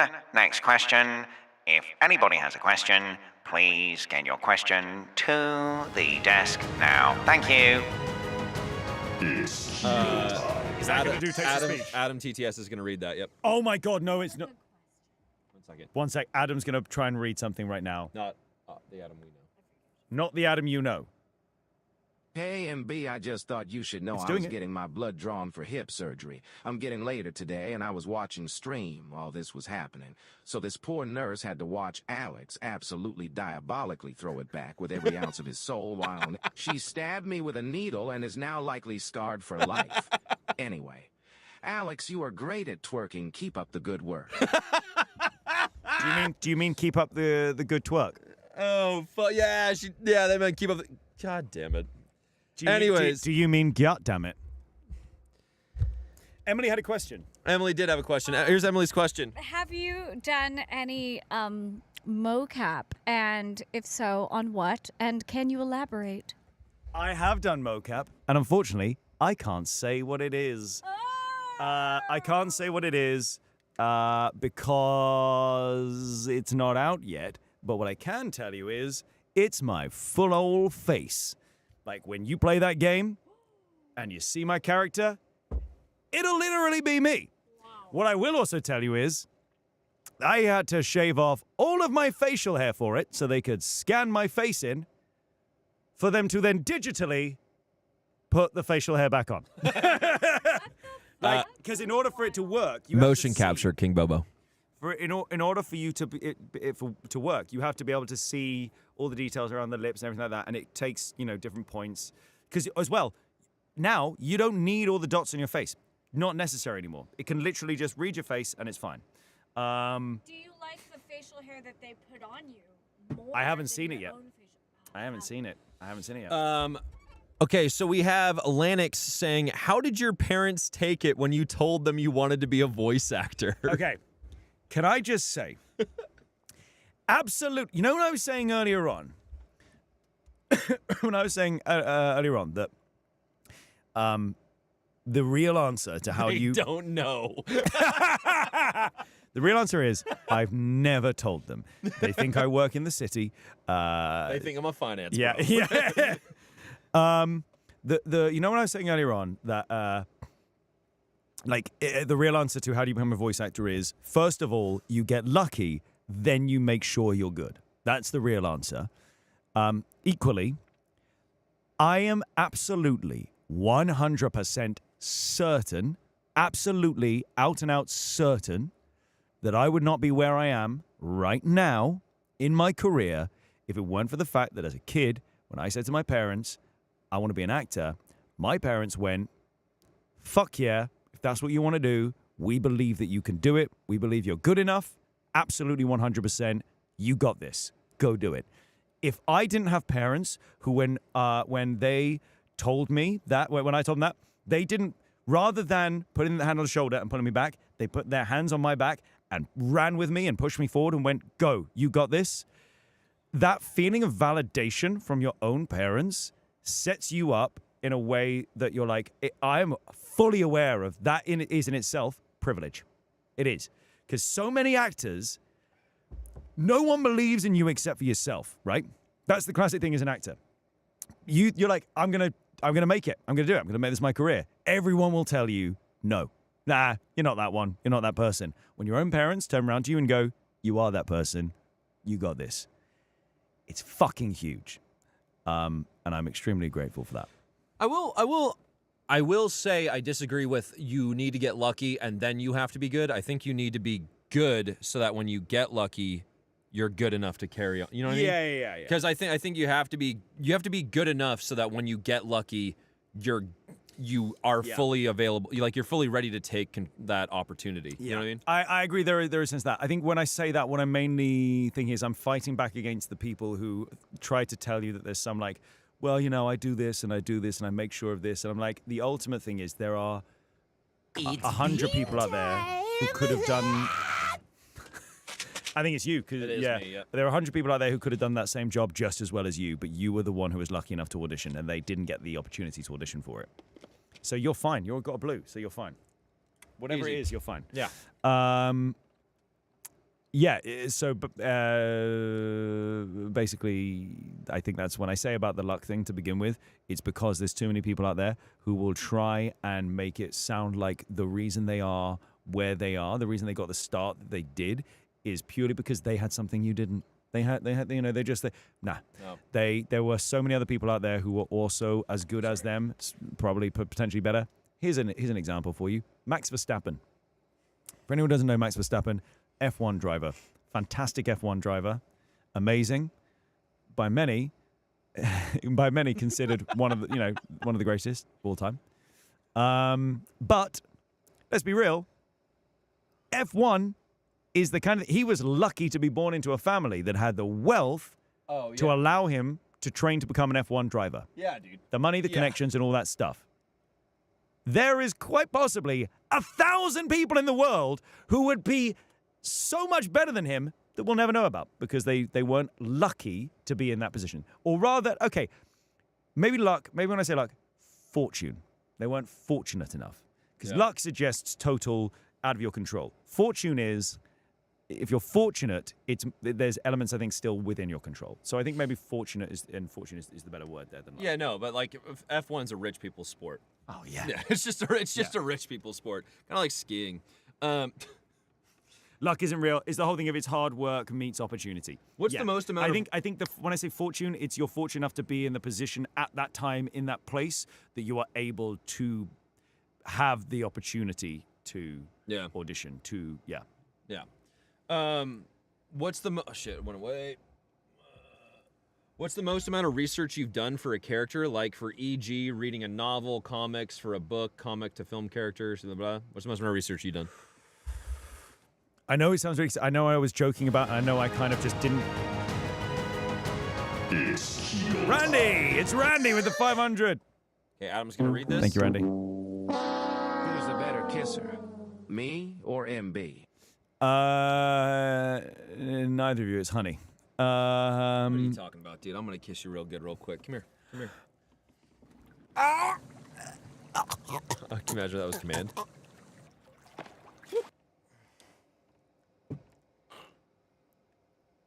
That was like... I can taste that right at the back of my throat. Anyway, all right. That went right to the back of my throat. So what's the most amount of research you've done? I know that I was joking, like, it's the game that I can't talk about upcoming, the amount of stuff I read, and there was kind of things that I was kind of skirting around and throwing stupid answers out about and kind of not... And basically, I'm not going to lie to you, we were like... Earlier on, when I said to Mike, what if I could maybe, like, we do a thing where I answer questions about Thedas, and I thought, that's cool, that's fine. And then I realized as I sat here, even acknowledging things, I don't know if that, like, I don't know if me even answering anything could potentially be like oh, so he knows about that, or that, whatever it could be. So I panicked in that moment, if I'm going to be honest with you. And I didn't answer questions, some of them, because I was like, there's things where I was like, I do kind of know, and I'm like, and there's other moments where I was like, what if I answer this and I just throw out something silly? That was the one I did the most research for. I read that book. I watched so much Jackdaw. Jackdaw knows that I've watched his stuff. And then Dilgathal, like, there's the shit that I watched. No is the answer to the Dragon Age question. No, he has not played any of the Dragon Age games. No, I wanted to play them in the run-up to the release of the next one. And then the strike happened, and I kind of held off from doing it. And now I'm like, I really want to, though, eventually, when I can. Gildatharlan. Sorry, I said Dilgatharlan, didn't I? I said Dilgatharlan. It goes very well with fish. Pardon. Emily. I have another question for you, Alex. How hard is it as a British equity member to not be able to speak about all of this stuff because it's a SAG-AFTRA strike? How do you find that? How are you navigating that? What are your thoughts on it? Wow, thank you. Good question. Hot seat. And I also love Emily coming in with these. Absolutely. Thank you, Em. It's hard. It's tough because it's not my union, right? We in the UK are legally not allowed to strike in solidarity. If we have a sister union that strikes, we cannot choose to strike in solidarity. We have draconian laws that were set in place thanks to Margaret Thatcher. Boo! Hiss! Boo! One sec. Boo! Hiss! Boo! There we go. So we have draconian laws. Basically, it's essentially so equity. If you went to drama school, if you're someone who's done some work, you can apply for equity. Okay, you can get your name certified. You can get your membership with equity. There's a lot of people in equity. We cannot strike unless 2/3 of the union vote in favor of striking. Now, first of all, there's so many people in equity. How the hell are you going to ensure that they all vote? How are you going to be able to get even 2/3 of them to vote? Then you have the thing where many of them are jobbing actors who might do a couple of jobs a year, and it's something, everyone knows that for a lot of actors, it can be a real struggle and it's a real tough time. How are you going to get those people who need to pay their bills to be able to just go, yeah, sure, I'll strike, if they are paycheck to paycheck? So not only is it going to be hard to get everyone to even vote, to get 2/3 of people to vote is going to be hard, and to get 2/3 of the entire union to vote that they will go on strike is near on impossible. So it's very, very hard for us to go on strike. We can't strike in solidarity. We would love to. The fight that SAG are putting up is vitally important, and it's necessary. For anyone who's not aware, someone said they're striking again. Yes, they are back on strike, Bear Daddy. They are striking right now, particularly it's video game performers, to help fight against, it's help ensure for AI protection, right? Oh, Honey's looking at me through the door. Hey, Honey. How you doing? She's wagging her tail. She's wagging her tail actually because she's like, yes, he's in that tiny room and he's not here with me. Ha ha ha. Tail wag. Yeah, that's right. You sit in the cupboard. Oh no, she's in here with me, and now she's coming up to say hello, and now she's panicking. And did you just bring guac and chips? Oh my goodness, is that why you come in, honey? Because you think you're going to get some free food? Oh, absolutely. That's why you're here. That's why she does. Damn it! I thought you were like liking me for a moment then. So part of tradition is you have to show stream your food. Okay, yeah. So. Folks. The guac. The guac!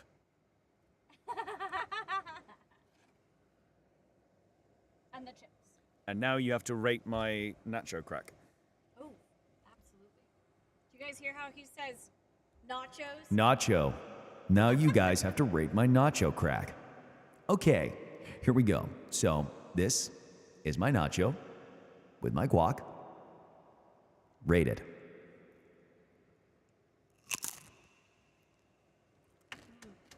You know what, actually? That was not bad. A good crack. That was a good one. Yeah. Yeah, I'm gonna give that a 7.5 out of 10. That's solid. That's solid. It was excellent. Truly. How do you like the guac? I was about to say that's good. Great. Chat has the recipe. It's in Discord under recipes if you guys want it. Easy guac. I just had the best shit of my adult life. Woo! That was incredible. Do we get a sock rating? Yes. For those who don't know, we have Sock Check on my channel. I am the owner of a collection of socks that is bold, brightly colored, patterned, divisive. Some people love them, some people hate them. And I show you my sock for the day. The pair of socks I'm wearing, and you guys rate them out of 10, okay? You're not seeing the feet. I've taken the sock off. You're not seeing my feet.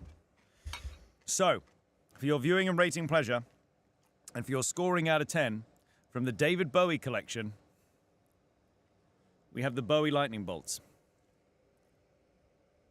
So, yeah, it needs to cover the face, doesn't it? So also, we're going to have a look at the elastication. The elastication has stayed pretty strong on these. That's some pretty good elastication right there. I'm sure you'll all agree. All right, does it pass the dog test? Does the doggo want it? Oh, the doggo doesn't want it. Ooh. Why would the dog want the sock? Because she's a dog. Look. She smell it and go, yes, you have guac right in front of me. You have nachos and guac. You want to take the sock? She's Okay, like, pass that test yeah, as well. Fuck. She can see chips and dip right in front of her, and you think she's going to get a sock put in front of her face, and she's going to go, ha, this is what I'm here for. Yeah, that's fair. That's fair. It's a good call out. Okay, you guys, here's a crunch for you. Yeah, wait, let me. That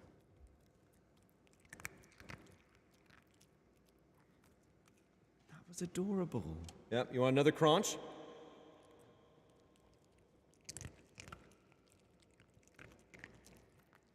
Oh my god, honey, that was so good. They are the best crunches on the planet. They are. Yeah. She just licked me. She just licked my face. Give her a chip real quick. Just a small, just a small little piece. Okay. Are you ready, honey? Are you ready? Come right here. Take it here.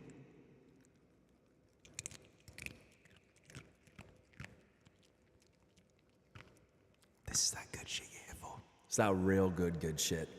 This is what you're here for.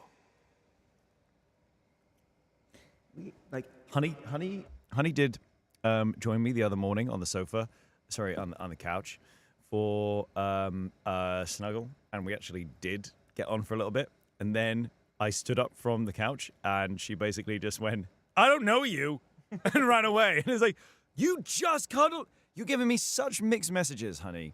You're giving me such mixed messages. Like, goddamn. You say sofa too?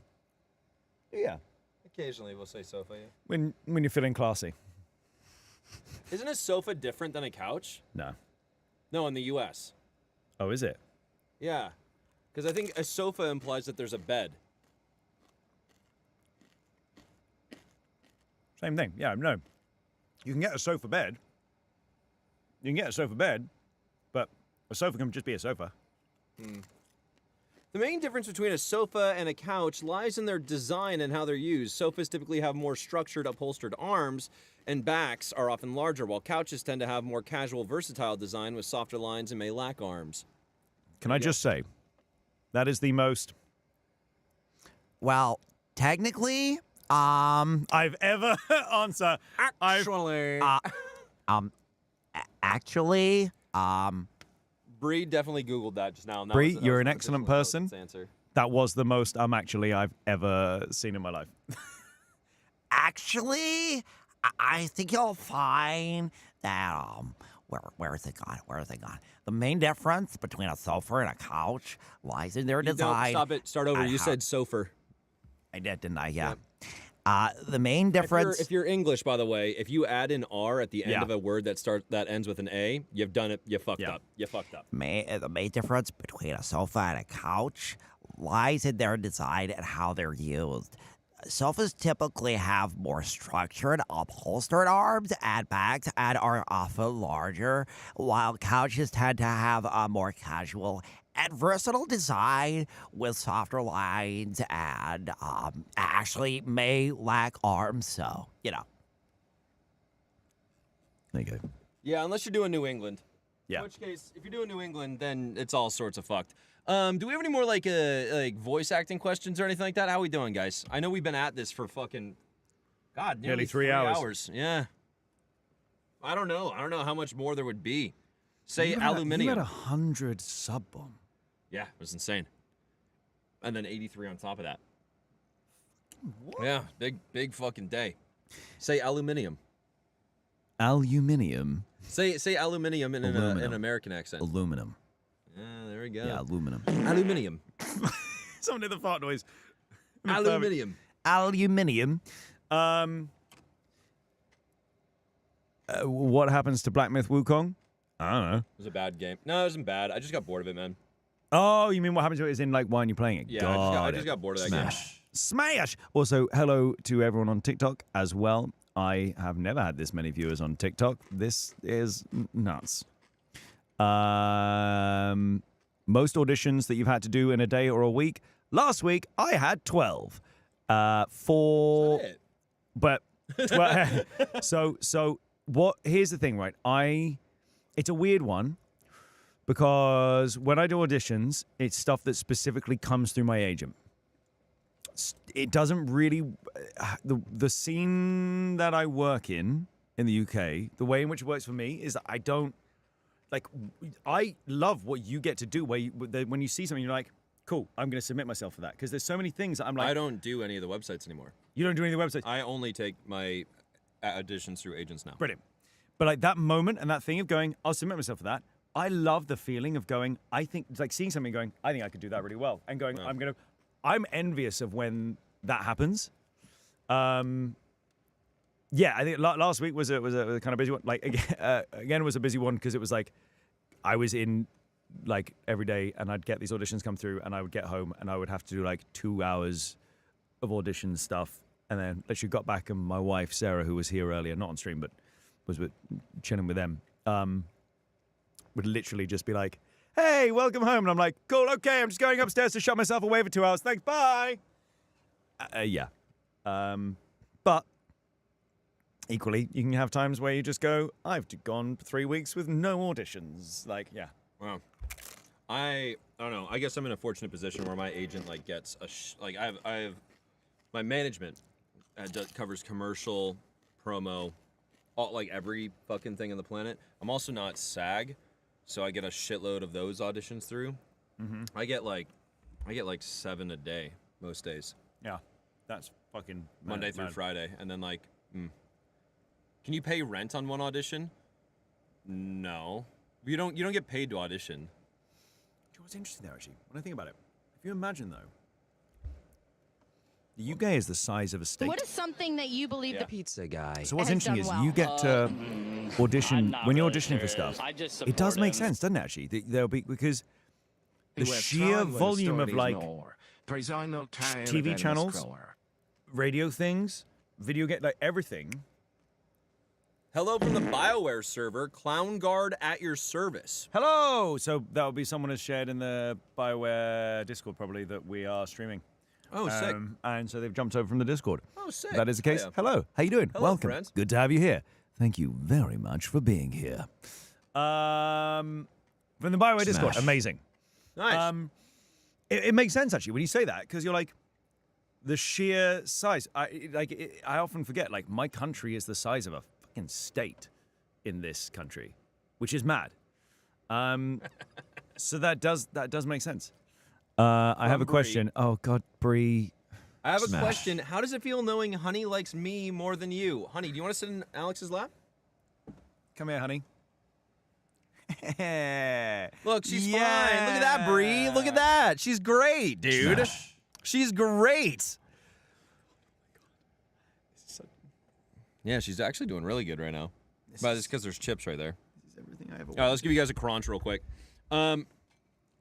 Hey, welcome in everybody from the BioWare server. Alex will not be answering any questions that could...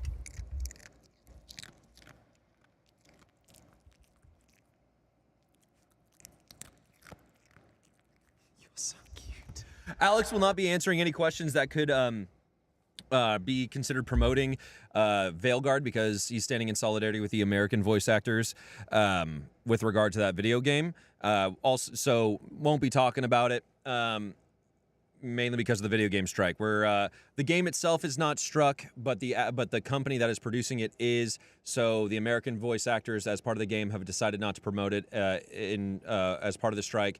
And Alex is siding with them and in solidarity, going to also be not promoting it in solidarity. But your boy here can talk about it all you fucking want, baby, because I'm not a part of any of that shit. I didn't work on the game. I'm not part of the game. I'm a content creator. This is just my friend right here. Honk. Oh.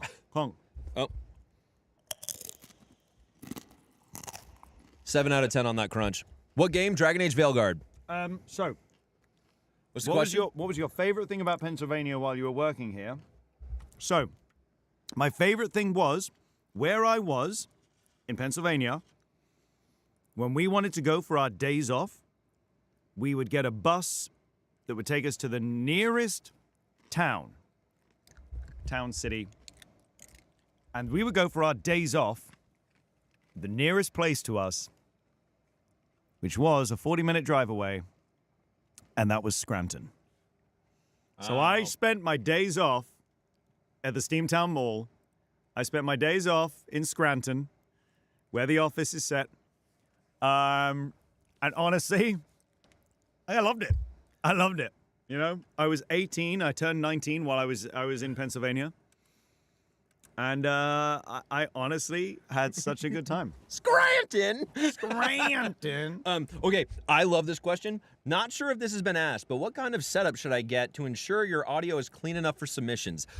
Just treat your space. I promise you, dude, if you treat your space so it doesn't have reflections, and all you really need for that is just some shitty blankets on the walls. Get in your closet. That sounds a bit bad, but get in your closet and then just put in some like blankets on the doors and stuff. Get rid of as many echoes as you can, and a fucking USB mic will be good. Telling me, Andy, that's not what I mean by get in the closet. Telling me to get back in the closet. Stop it. Stop, Andy. That's exactly what he means. No. Cancel, Mike. I thought you were an ally. Stop! No. All you need to do is get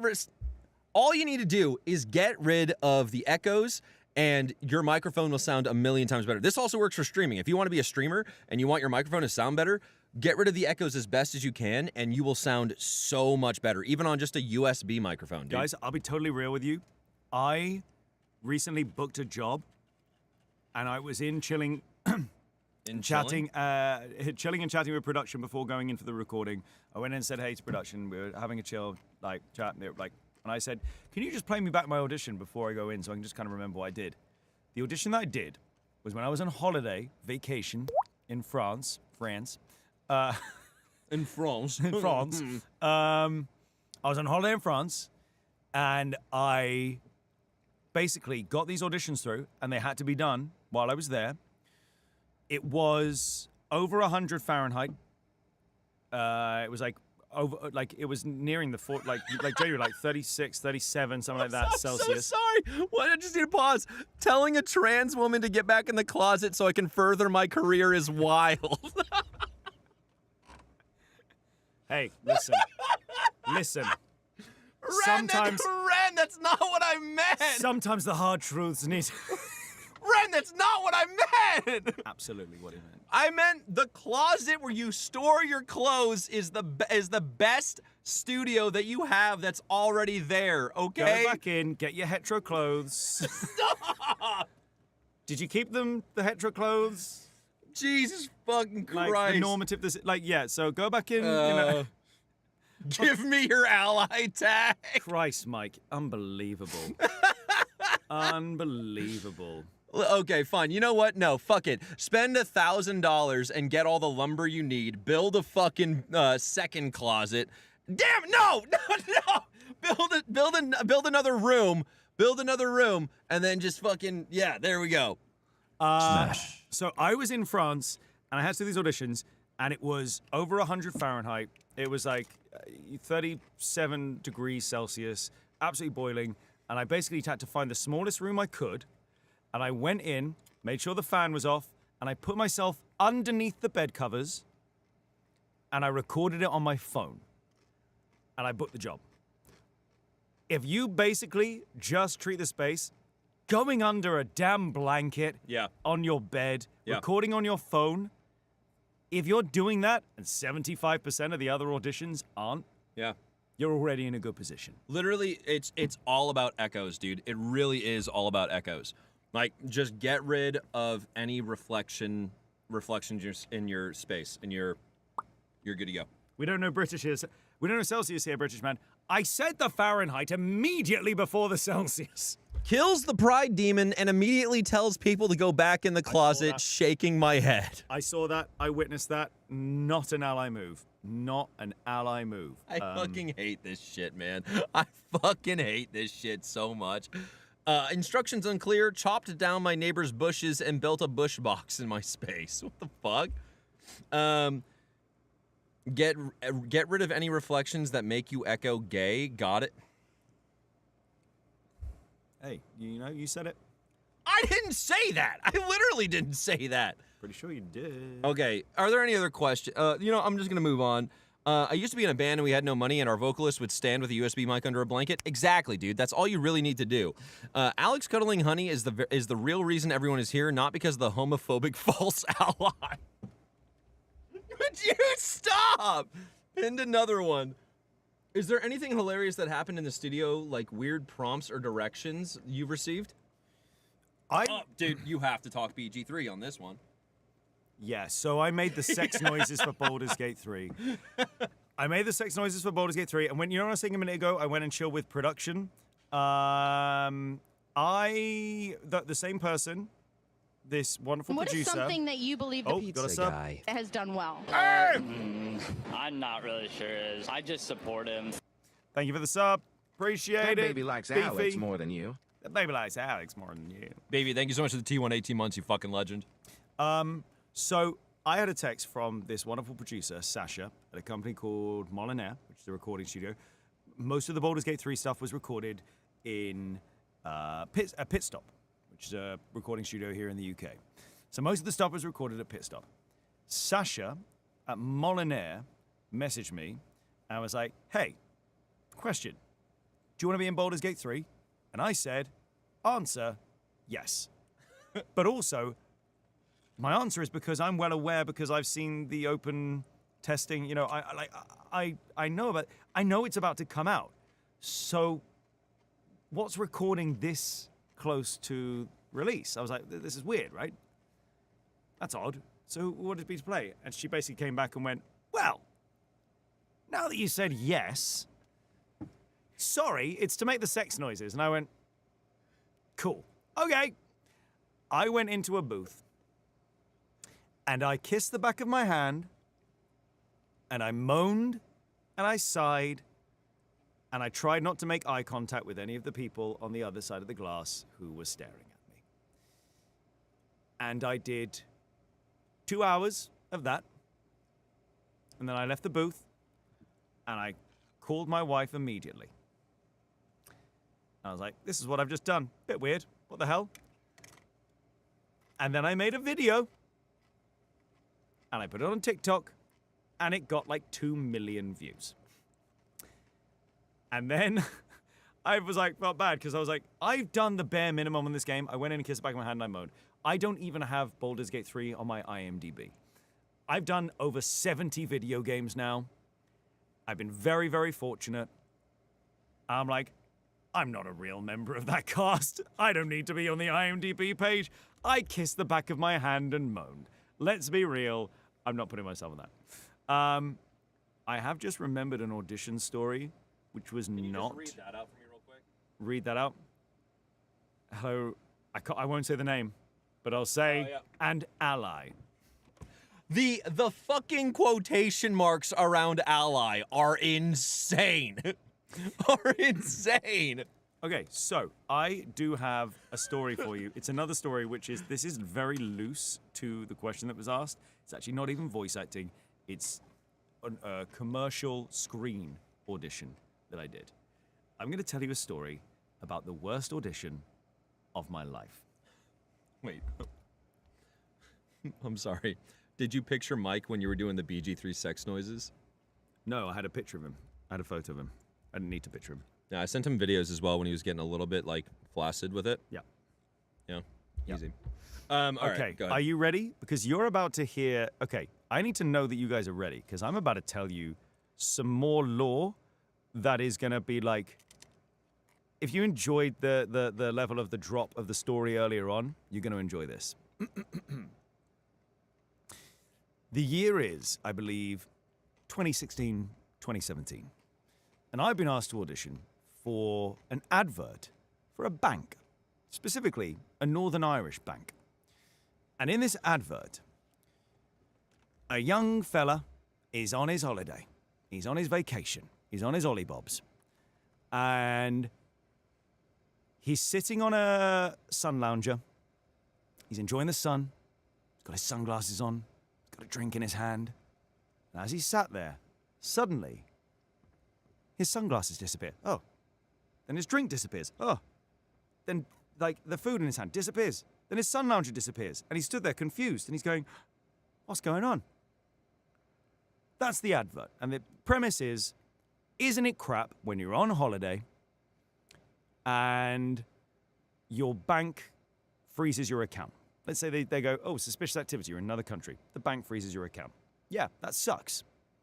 So, they said, please, because you're going to be in your swimwear, in the tape, in the advert, please come to the audition and do the audition in your swimwear. So I said, cool, okay, that's the deal. So, I put my swimwear on underneath my trousers, my pants. So I had my pants on, and I had my swimwear on underneath. So, I go into the bathroom, the water closet, the toilet. And the restroom. And I take my trousers off, my pants off. He takes them off! I take my pants off. And I go back into the waiting area. Yep, tell me. Cool. I'm in the waiting area. Tell me about it. I then go through into the audition room, and I get there, and there are more people than I've ever seen in an audition room in my fucking life. Are they wearing pants? Mate, Sir? I am sat there. Just tell me if they're wearing pants. Trust me on this. I am there in my swimwear in front of 3 clients from the bank, director of the advert, 2 casting directors, 2 camera operators, so many people. So, I'm going to pass Honey to you. All right. So I'm sat there. And they're like, okay, we're going to go for a run. We're going to go for a take. And I have to sit there. Okay, your drink disappears. What? Your sunglasses disappear. Whoa, what? Your food disappears. What? Your sun lounger disappears. What? Okay, cool. Right, let's go for another take. Okay. And I sit down, and I look down. Smash. Staring back at me is my penis. My swimwear had a zipper on it. Nice. And the zipper, when I put them on and it was underneath my pants, my trousers, my zipper was not done up. So you booked? My zipper was not done up, and I jumped up, boom, oh no! And I sit down, I look down, and there is my penis. And I sit there, and I panic, and I go, oh God, my dick was out. I say that in the audition room. Oh, my dick was out. And I tell you, the 3 women from the bank sat on the sofa over there, the speed at which they went, I didn't see anything, immediately said to me, they 100% did. And then to confirm it, the guy who's looking at the screen on the camera, not at me, I'm over here, and he's looking at the screen on the camera, I go, oh, my dick was out. We didn't see anything. And he just goes, I did.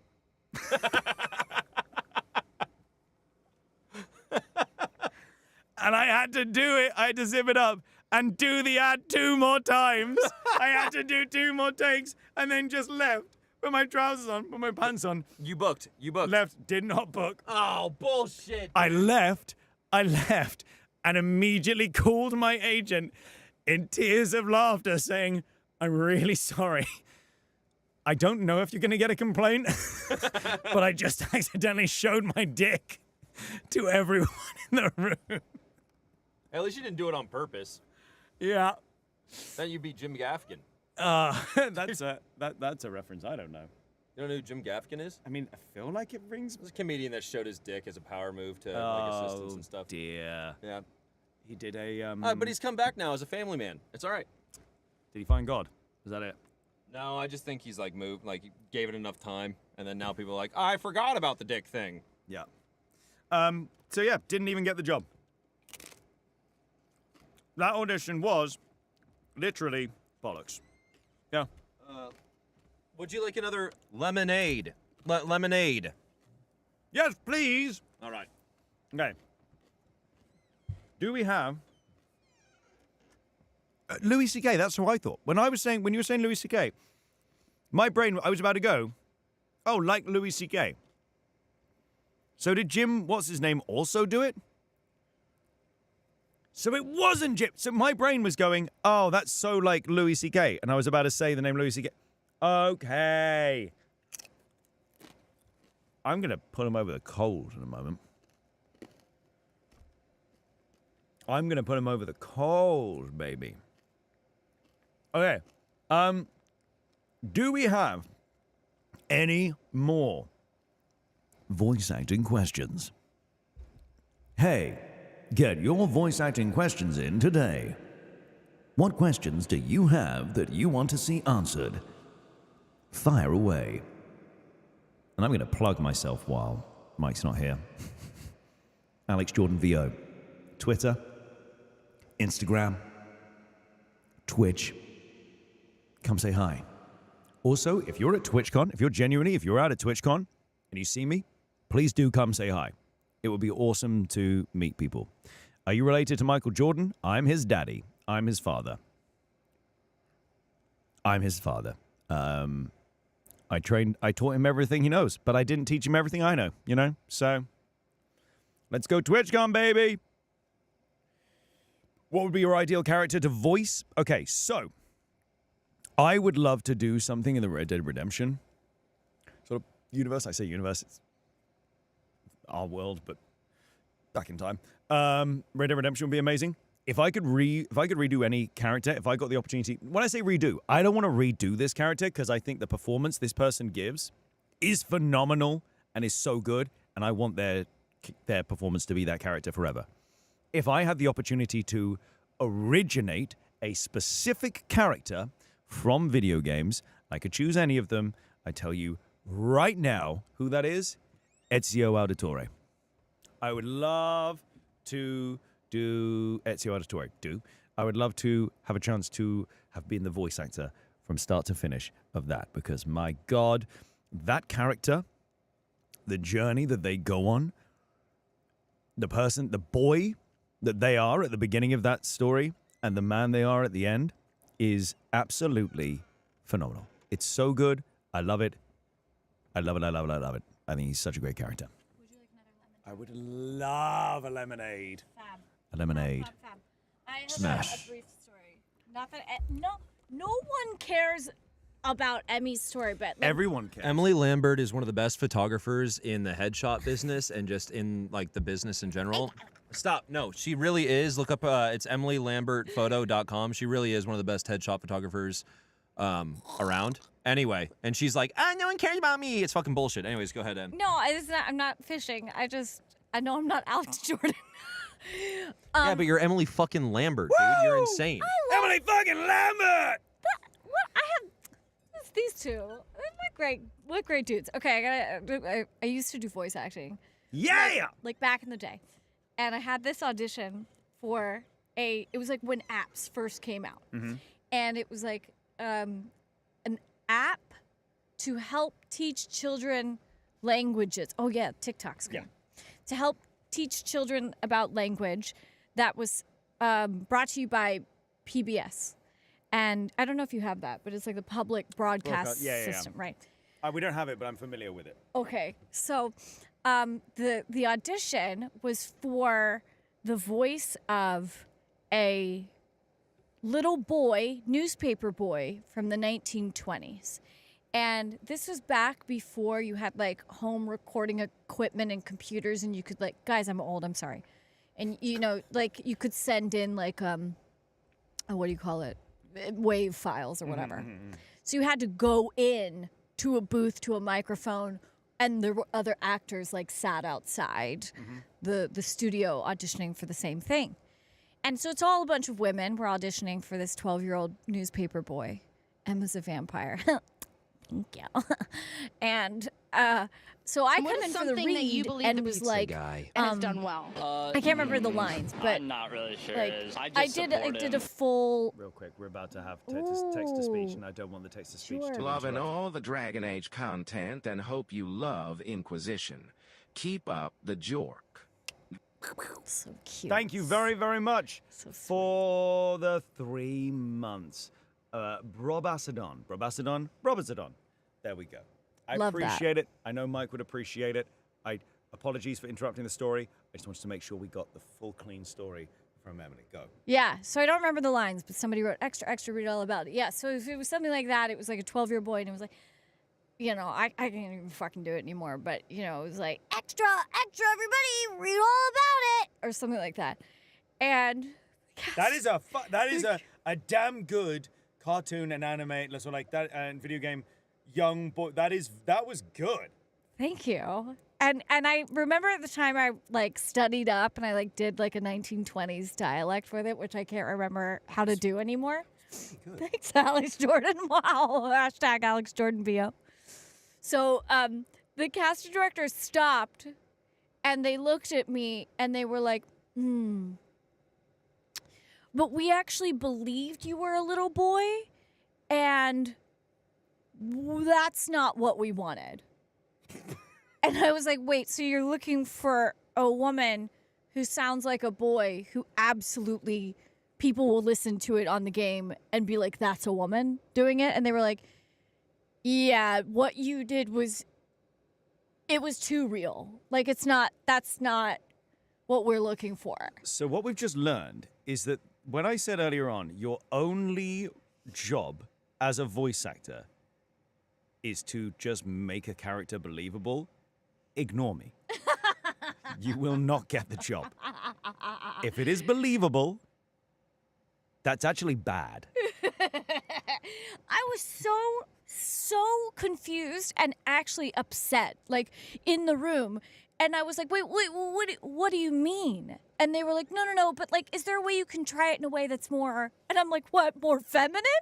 More not little boyish? And they're like, I mean, basically, that's just not right. Like, they were freaked out more than they were excited to have me as a performer in there. That was really so good. Anyway, fuck all that. That was really, really good. Thanks. I'm going to make lemon drops. Lemonade.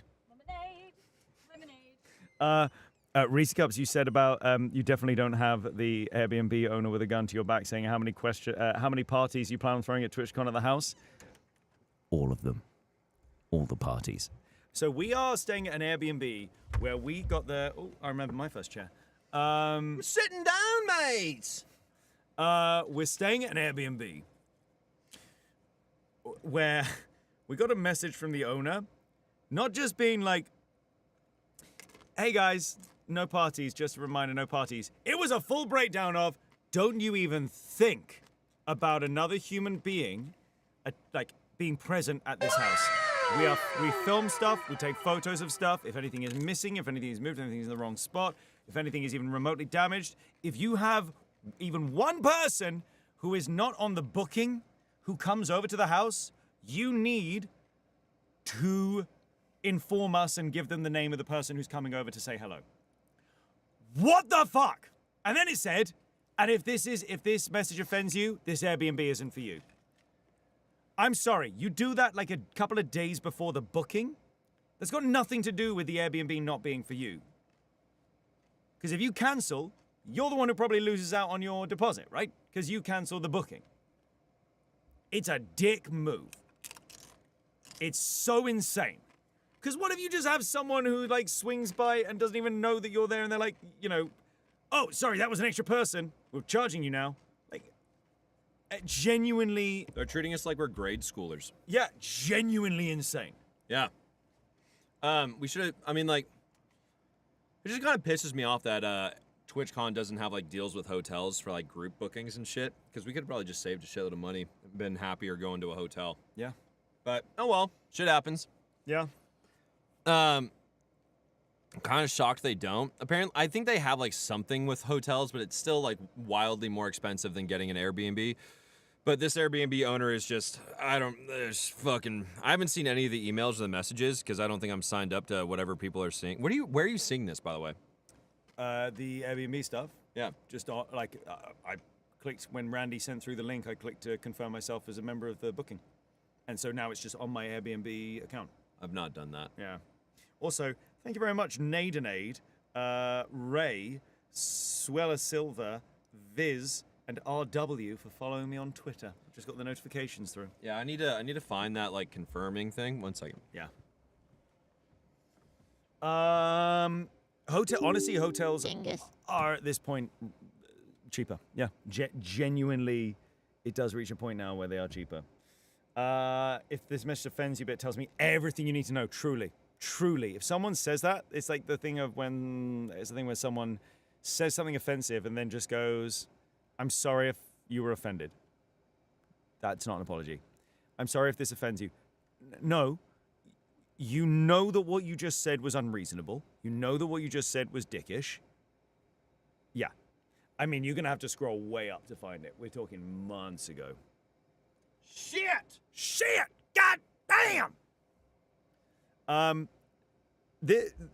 Your TikTok numbers are strong, man.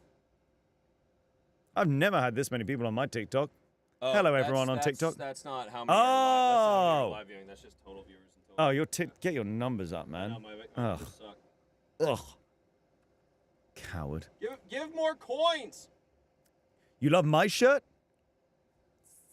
Stop it. So we were saying earlier on, I was really surprised. I hadn't been to Abercrombie & Fitch in years, and I was just passing Abercrombie & Fitch. I walked past it in the street, in Carnaby Street in London. And I saw it in the window, and I went, oh my God, yes. Yes, please.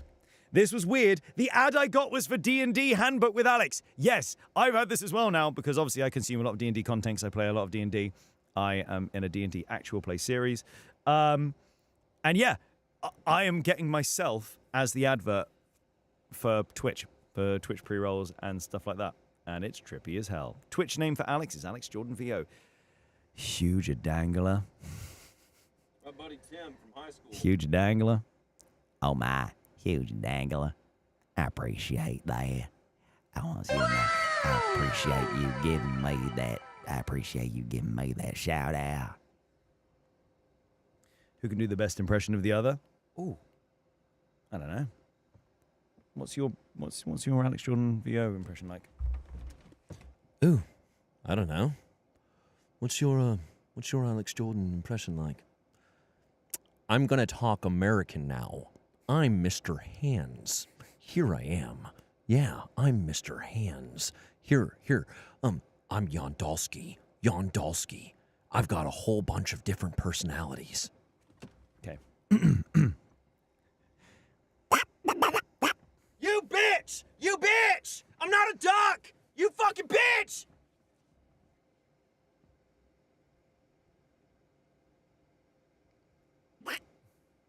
I hate you!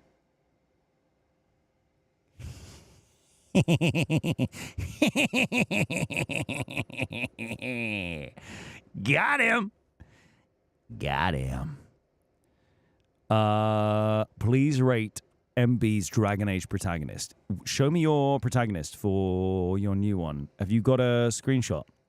Hold on. The Canary. You believe the pizza guy. The has done Canary. well? That's a solid 10 out of 10. I'm not really sure it is. I just That is a support him. solid 10 out of 10.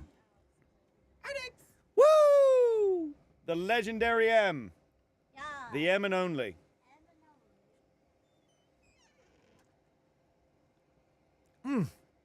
Big Zad. Strong. Speaking of Zad, last TwitchCon, I ended up in a conversation with Hassan, the political streamer, in which we were trying to work out if Mr. Hands was a daddy or a zaddy. And Hassan was very set on he's not a daddy, he's a zaddy. What do we think? Is Mr. Hands a daddy or is he a zaddy?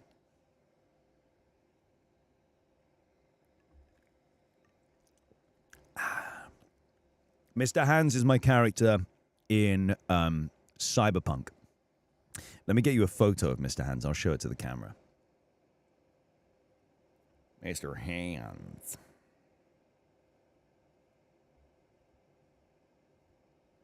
Okay. I just put Mr. Hands on its own. Never search Mr. Hands just on its own. Never search Mr. Hands just on its own. Always put Mr. Hands Cyberpunk. Always. Oh, fuck. Always put Mr. Hands Cyberpunk. Why is it not? I don't know, man. I'm tapping on the screen, but it's not. Okay, I'm going to give you.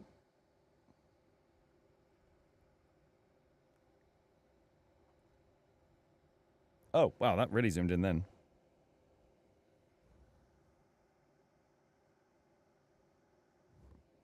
Daddy or a zaddy? I think Hassan's right. Yeah, I think he's a zaddy. Look at this bat. V, my favorite merc. Welcome to Dogtown. It's good to have you here. Am I in the wrong channel? What is Alex doing here? Spellcross, you're not in the wrong channel. Not at all. And now you want Gian. Rover. Yeah, so for anyone who has played a game called Wuthering Waves, there's a character called Gian. That's a character I play in that game. General Gian. The Midnight Rangers. Yeah, Gian. Hell yeah, Gian. Have you on it? Have you got it? So I signed up for a fucking Airbnb account back when I was in uni in Liverpool, and it's got my old phone number. I have no fucking idea what that is. Plus 44. I was using a fucking burner at the time, dude. Uni. I love the way you said uni. Because it's a different place. It's a different experience. Yeah.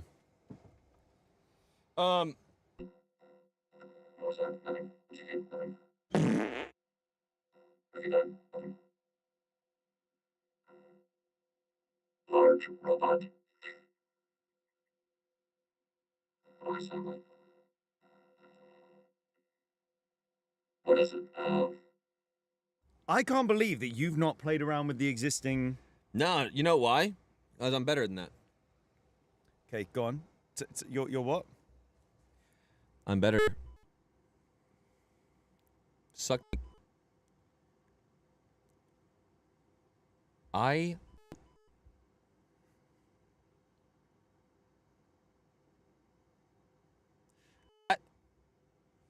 Okay, that's it for today's stream. We're going to go ahead and... God. Why have you done this? Hello. Ooh, hi. So that's what I was doing when I was doing this voice and saying, okay, we would like to call forward anyone who has any questions. Please come forward to the question desk. Thank you.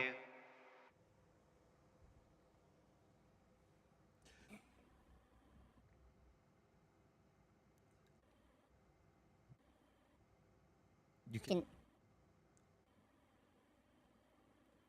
Go on to say it.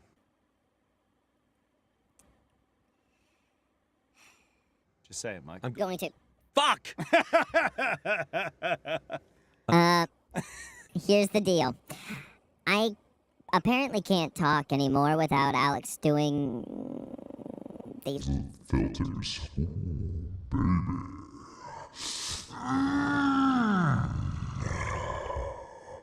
Okay, I mean, I don't know if there's anything for us to talk about for the rest of the stream, so I think we might just call it a day here. Hell yeah, dude! I mean, do we have any other questions? I don't know if there's anything else to talk about. We're just kind of sitting here drinking fucking lemon drops and chilling out. I will be going live again tomorrow, guys, at 10 a.m. PST and actually playing Dragon Age Inquisition tomorrow. But today kind of turned into a day about this fucker. So sorry. No. I genuinely didn't think it was going to be that. No, it's all right. I mean, I'm going to send Alex half of everything that we made today, so there's that. No, we're not. Yeah, I am. No, we're not. I had fun. Do you like to look up stuff that's being said about projects you're on? Ooh, there you go. That's a good question. Sorry, phrase that. Where was that? Like, do you like to look up stuff? It's elf NPCs. That's being said about projects you're on. Ultimately, yes, because what I find fascinating in the current internet landscape is I am super, hyper, extra, ultimately very, very aware that rage has become a valuable commodity. I love finding the people who are excited for the things. I love finding the people who are excited for the things, to talk about the things, to want to play the things, who are genuinely passionate.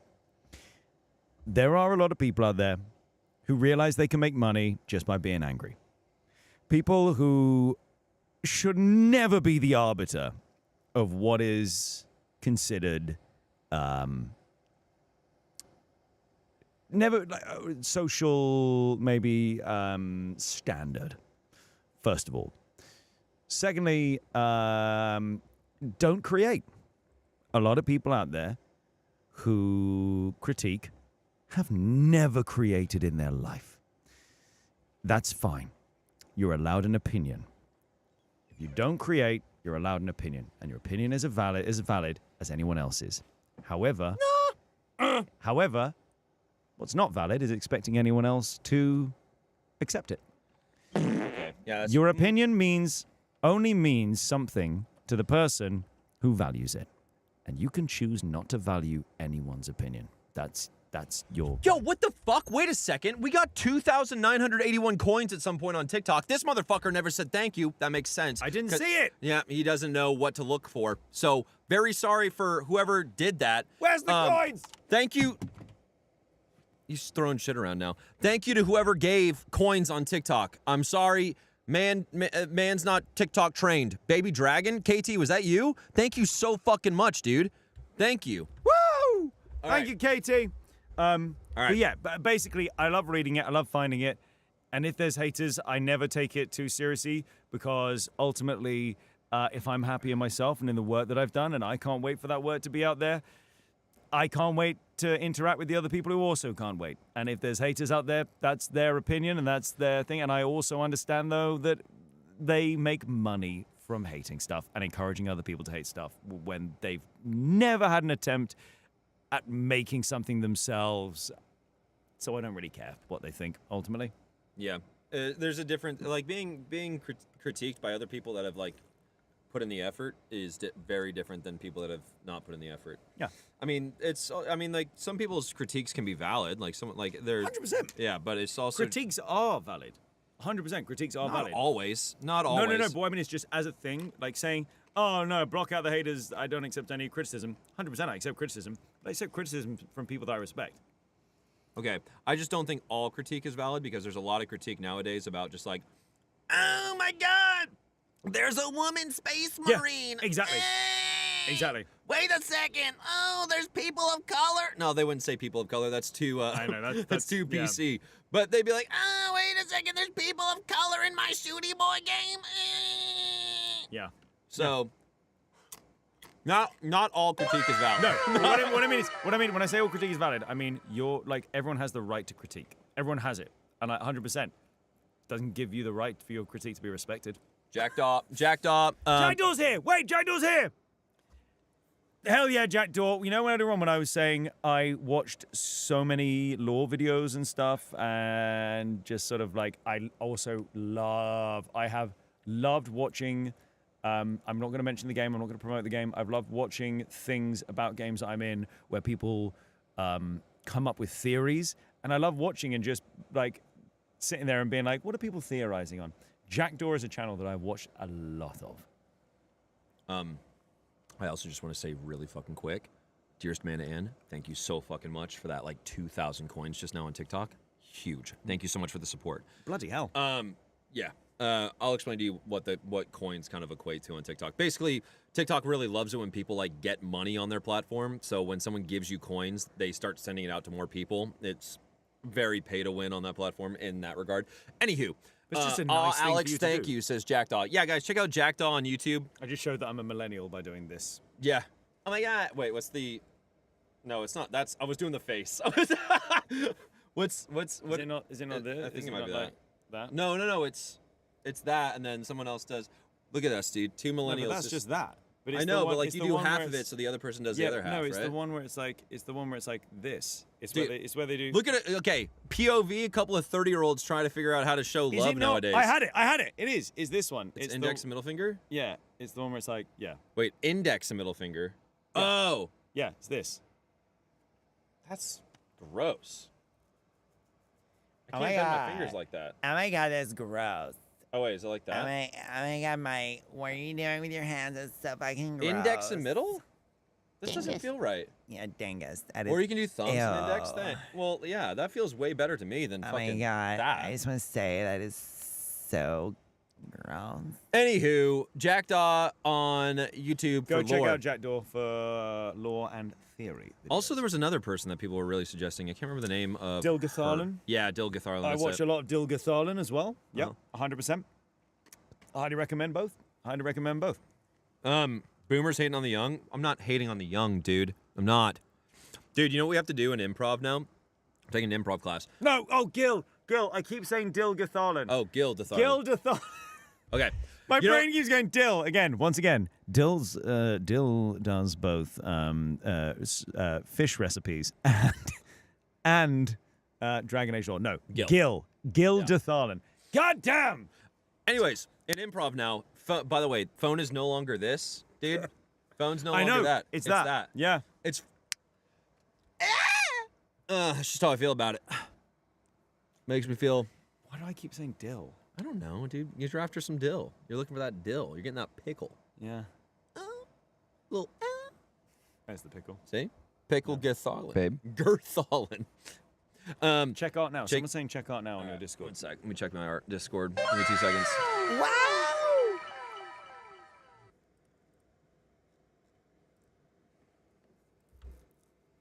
Fuck. What's that? Show me. Yeah. You can read it as well if you want. Why is it not coming? There we go. Okay, I'm gonna use the newscaster voice thing. Which one? I think it was Megaphone. that one. Yeah. Chatosy newspaper. Breaking news. Michael Ally Bryan telling viewers to get back into the closet. In a shocking twist during a recent live stream, popular streamer Michael Bryan advised his viewers to get back into the closet, leading to backlash from his LGBTQ+ fanbase who questioned his commitment to a self-proclaimed ally. To be clear to anyone coming in who is not actually aware, Mike was talking about recording voiceover auditions in a closet, and specifically told a wonderful member of this community who is trans, you need to get into the closet. A person who has successfully transitioned and left the closet, Mike told them to get back in the closet. That's not Outrageous. how I said it. Outrageous! I said you could use your closet as a booth, and they said, "Wow." Outrageous! We all know what really happened, Mike. Disgusting.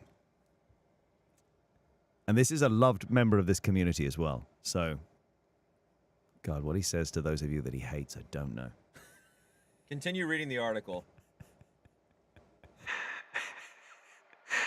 Viewers were left scratching their heads and took to social media with memes and hashtags, the most popular being #DentedAlly, while Michael Bryan attempted to clarify his remarks, practically flapping his wings, making up excuses for his audience. As the incident unfolds, many are left wondering if Michael should stick to his streaming or should just start putting the fries in the bag instead.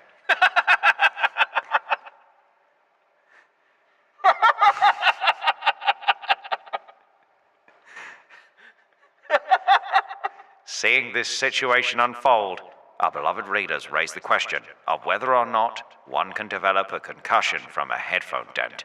But one thing is for sure, we now know what lies at the bottom of that never-ending dent. It's prejudice. Unbelievable.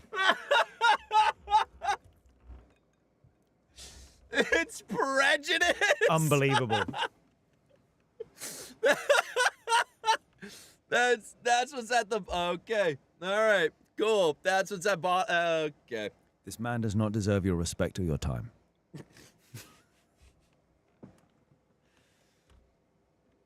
Listen, I'm here. I have to. I'm The staying. 3-hour video essay will be out in a week. I'm staying in this spare room. Shit. I'm stuck. I have to. Oh fuck, that's funny as shit. You guys can leave. You guys can leave. Hey, real quick again, guys, make sure you follow Alex on all his socials. It's Alex Jordan VO, and most of them. If you're on TikTok, it's Alex Jordan voice actor. Make sure you give Alex a follow on all socials. If you're on Twitch, can I get a shout out real quick? YouTube, I'll write it on YouTube. I want to say I'm really, really sorry for taking what this stream was, which was going to be playing the game, and making it not that. That wasn't kind of what we intended when we set out. It just became a lot of fun. I had a lot of fun. I hope you guys had a lot of fun. Honestly, this is my favorite thing about Twitch. When I first started doing it, just getting to spend time interacting with the community, and it's the best thing, man. It's honestly the best thing. Like, I genuinely believe that like video games are the most interactive form of media out there, and this is just an extension of that when you can continue that interaction on. And it's just nice. It's nice to build a community, interact with the community, and share passion with that community. Quick question. It was asked a while ago by Hakkon. I don't even think Hakka's still here, but I'm sure so there are some other people who are wondering. Can you speak to whether or not you're going to be a Space Marine 40K sort of person in the future? No, I would love to be.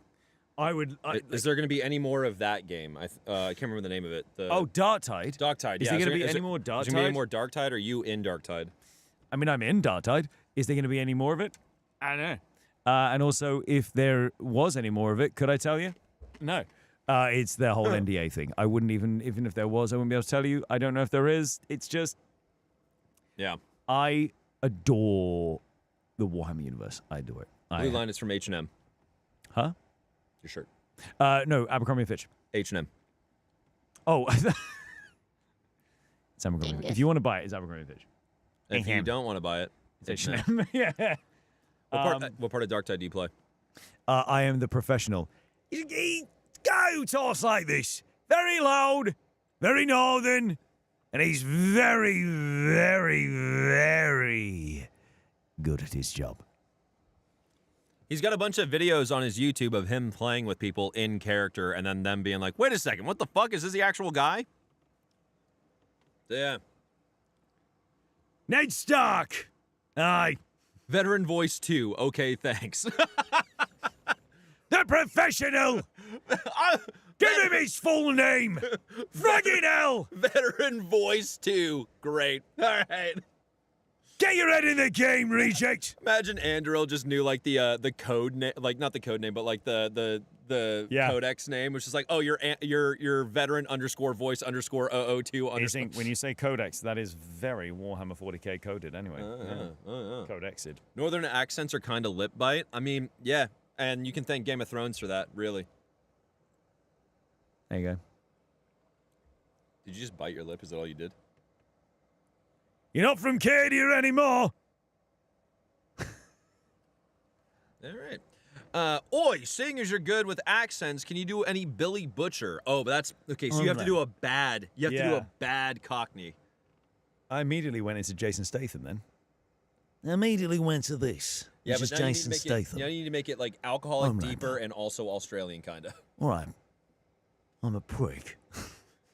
I don't know. Like, so it's Homelander killed my wife and stole my son. Just Homelander killed my bloody wife and stole my son. It's a bit too Jason Statham. Yeah, still. it is. It is. Do you want to know what's really interesting with this? It's like, you know, when you ask someone who can sing to sing poorly. When you ask a British person to do a bad British accent, my brain keeps trying to override and just going, no. So you just need to like really throw your mouth and oi, Homelander done took me boy. Homelander done took me boy. You really just got to throw your mouth into it a lot more. Go Dick Van Dyke with it. Try going Dick Van Dyke with it. I will not hear any Dick Van Dyke slander. You know what I mean. You know what I mean. The man is a treasure. It's almost too good for Butcher. I know it's fucking awful. I played this character and he talked to me for 500 hours plus. Oh, Alex has talked to you for 500 hours plus in Darktide. Oh, nice. Love it. Purge in the name of the Empress, soldier. Nice. All right. I mean, unless anybody else has any other questions, we might wrap it up here today, dudes. I'm amazed at the amount of liquid we've consumed, and I've not been to the bathroom once. I'm shocked as well. Yeah. But you've also been like, everyone's been talking to you mostly, so like you've been very engaged. Control. Mike versus Alex Twerkoff. When? I'd throw out my back. I can't do it. Yep. Traxxas 77 Dead is my favorite. Traxxas 77 Dead! There you go. All right. You got it. Yeah, wrap up my burger and fries MB. How did you meet?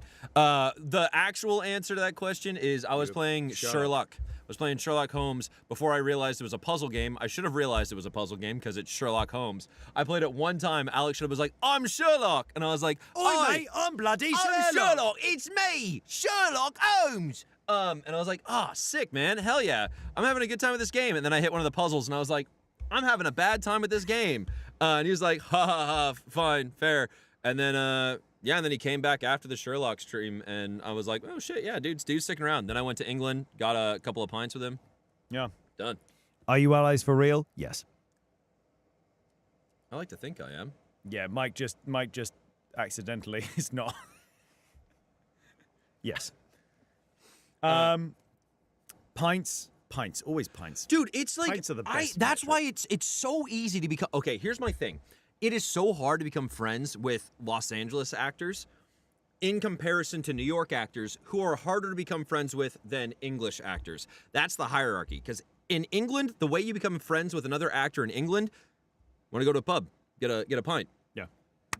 Immediately just in, friends, done. In New York, it's, hey, can you afford to go out tonight? Are you working? Like, what's the deal? And then in LA, it's can you afford it and how far away is it? Yeah. And do you have the time? And are you doing anything else? Or are you currently on a fitness journey right now? Like, it's just, dude, LA is like... In London, it's literally, do you want to grab a beer? Done. Absolutely, I want to grab a beer. We're done. Yeah. New York, it's just like, are you working that night? And then LA, it's so many fucking obstacles of entry. It's the most frustrating. Because all I want to do is just, if I meet another actor in LA, I'm just like, do you want to get a fucking beer sometime? And it's like impossible, dude. Zuni, honestly, probably the same for me, but I'm not going to say that. No, it's not. It's more just like I get super quiet when I'm around new people, and then if I have a pint in me, at least I feel a little bit like I can just open up. But otherwise, my entire life I've always been super quiet and just like observant. Is there time for me to nip to the loo and come back? Yeah. Okay. I need the loo so bad. Come to Wisconsin. It's not even so much liquid courage, dude. It's just I get out of. There's a wire back here. My bad. I just get out of my own head. You know what I mean?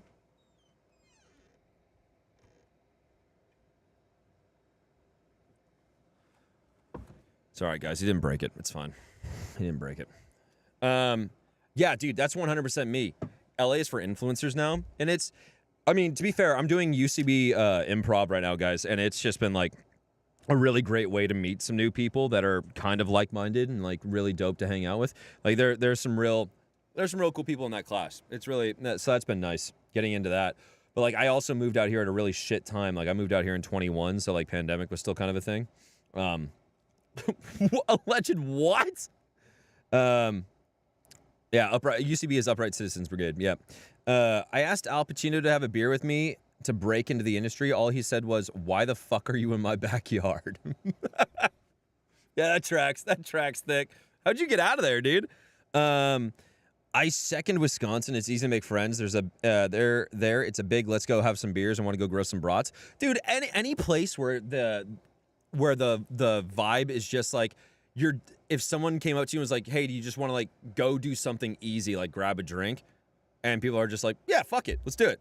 It's just like, dude, it's just such a solid vibe, and that's what London is in my experience.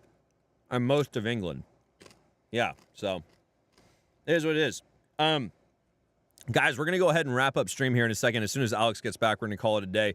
Unless you guys have any like some final fucking questions or anything like that for voice actor Alex. But we've done a lot of talking today. We literally just spent 4 hours nearly just shooting the shit about voiceover and the SAG strike and all of it. So, but tomorrow we will be 100% back into Dragon Age Inquisition. Just so everyone's aware, I will be 100%. We're gonna do our pre-stream ritual and then Dragon Age Inquisition. Get some good hours in that.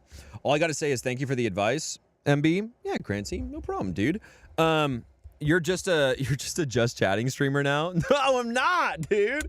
I honestly don't think I could just chat for fucking 5 hours. I don't know. I'd end up having to like find the crutch and like watching online videos and shit. I couldn't just talk for 5 hours. Or asking for a lighter when you're going for a smoke. Dude, that's a huge one. Or AKA finding elf root. Deetra, you're not wrong. I fucking love finding elf root in that game, even though we can't make any medicine yet. All right, Alex is back, dudes. I'm going to go ahead and end the TikTok stream now. Everybody on TikTok, say goodbye to Alex. I thought that pee was never going to end. Well, I'm happy it did for you. Bye, TikTok. Everybody say, yeah, we had a solid yap sesh today, Shay. Shay says bye. KT says bye. Catch you later, dudes. Au revoir, TikTok. Have a good one, dudes. Deetra says bye. Au revoir. It's been a pleasure. You've been great. All right. Au revoir. Sheeby. Silby. Rex. See you, dudes. And now. All right, cool. Let's end the YouTube vertical. Something that you believe the pizza and then guy has done YouTube well. landscape. I'm Yo, not really sure is. I just support him. 1 second. So glad you got into Dragon Age. Have you ever thought about playing Pillars of Eternity? Love the stream so much. Duckman. The comma. Yo, thank you for the T1, 17 months. I have thought about playing PoE after Diablo 4 or Diablo 4 came out and kind of crashed. PoE seems interesting. I'm just I don't know when I'd find the time. You know what I mean? Anywho, all right, close that, and then yeah, YouTube. I'll catch you guys later. Thank you so much for hanging. Colas, catch you later. Anton, Liv, MJ, Shiny, Andoril, Duckies. I'll catch you guys later. Thank you so much for hanging out, dudes. Au revoir, my friends. Mwah. Alex, have fun at MCM. Yeah, I'm going to be at MCM. It's London Comic Con. Oh, nice. It looks like Manchester Comic Con. It does, doesn't it? Yeah, it does. What's the first M? It's like Metro Comic, like something. Metro Comic Mania. Yeah, I can't remember. Man Crush Monday. Man Crush Monday. There you go. All right. See you later, YouTube. Moving JPEGs. Catch you later, dudes. Liv, thank you so much. Catch you later, dude. All right. End. All right, cool. And then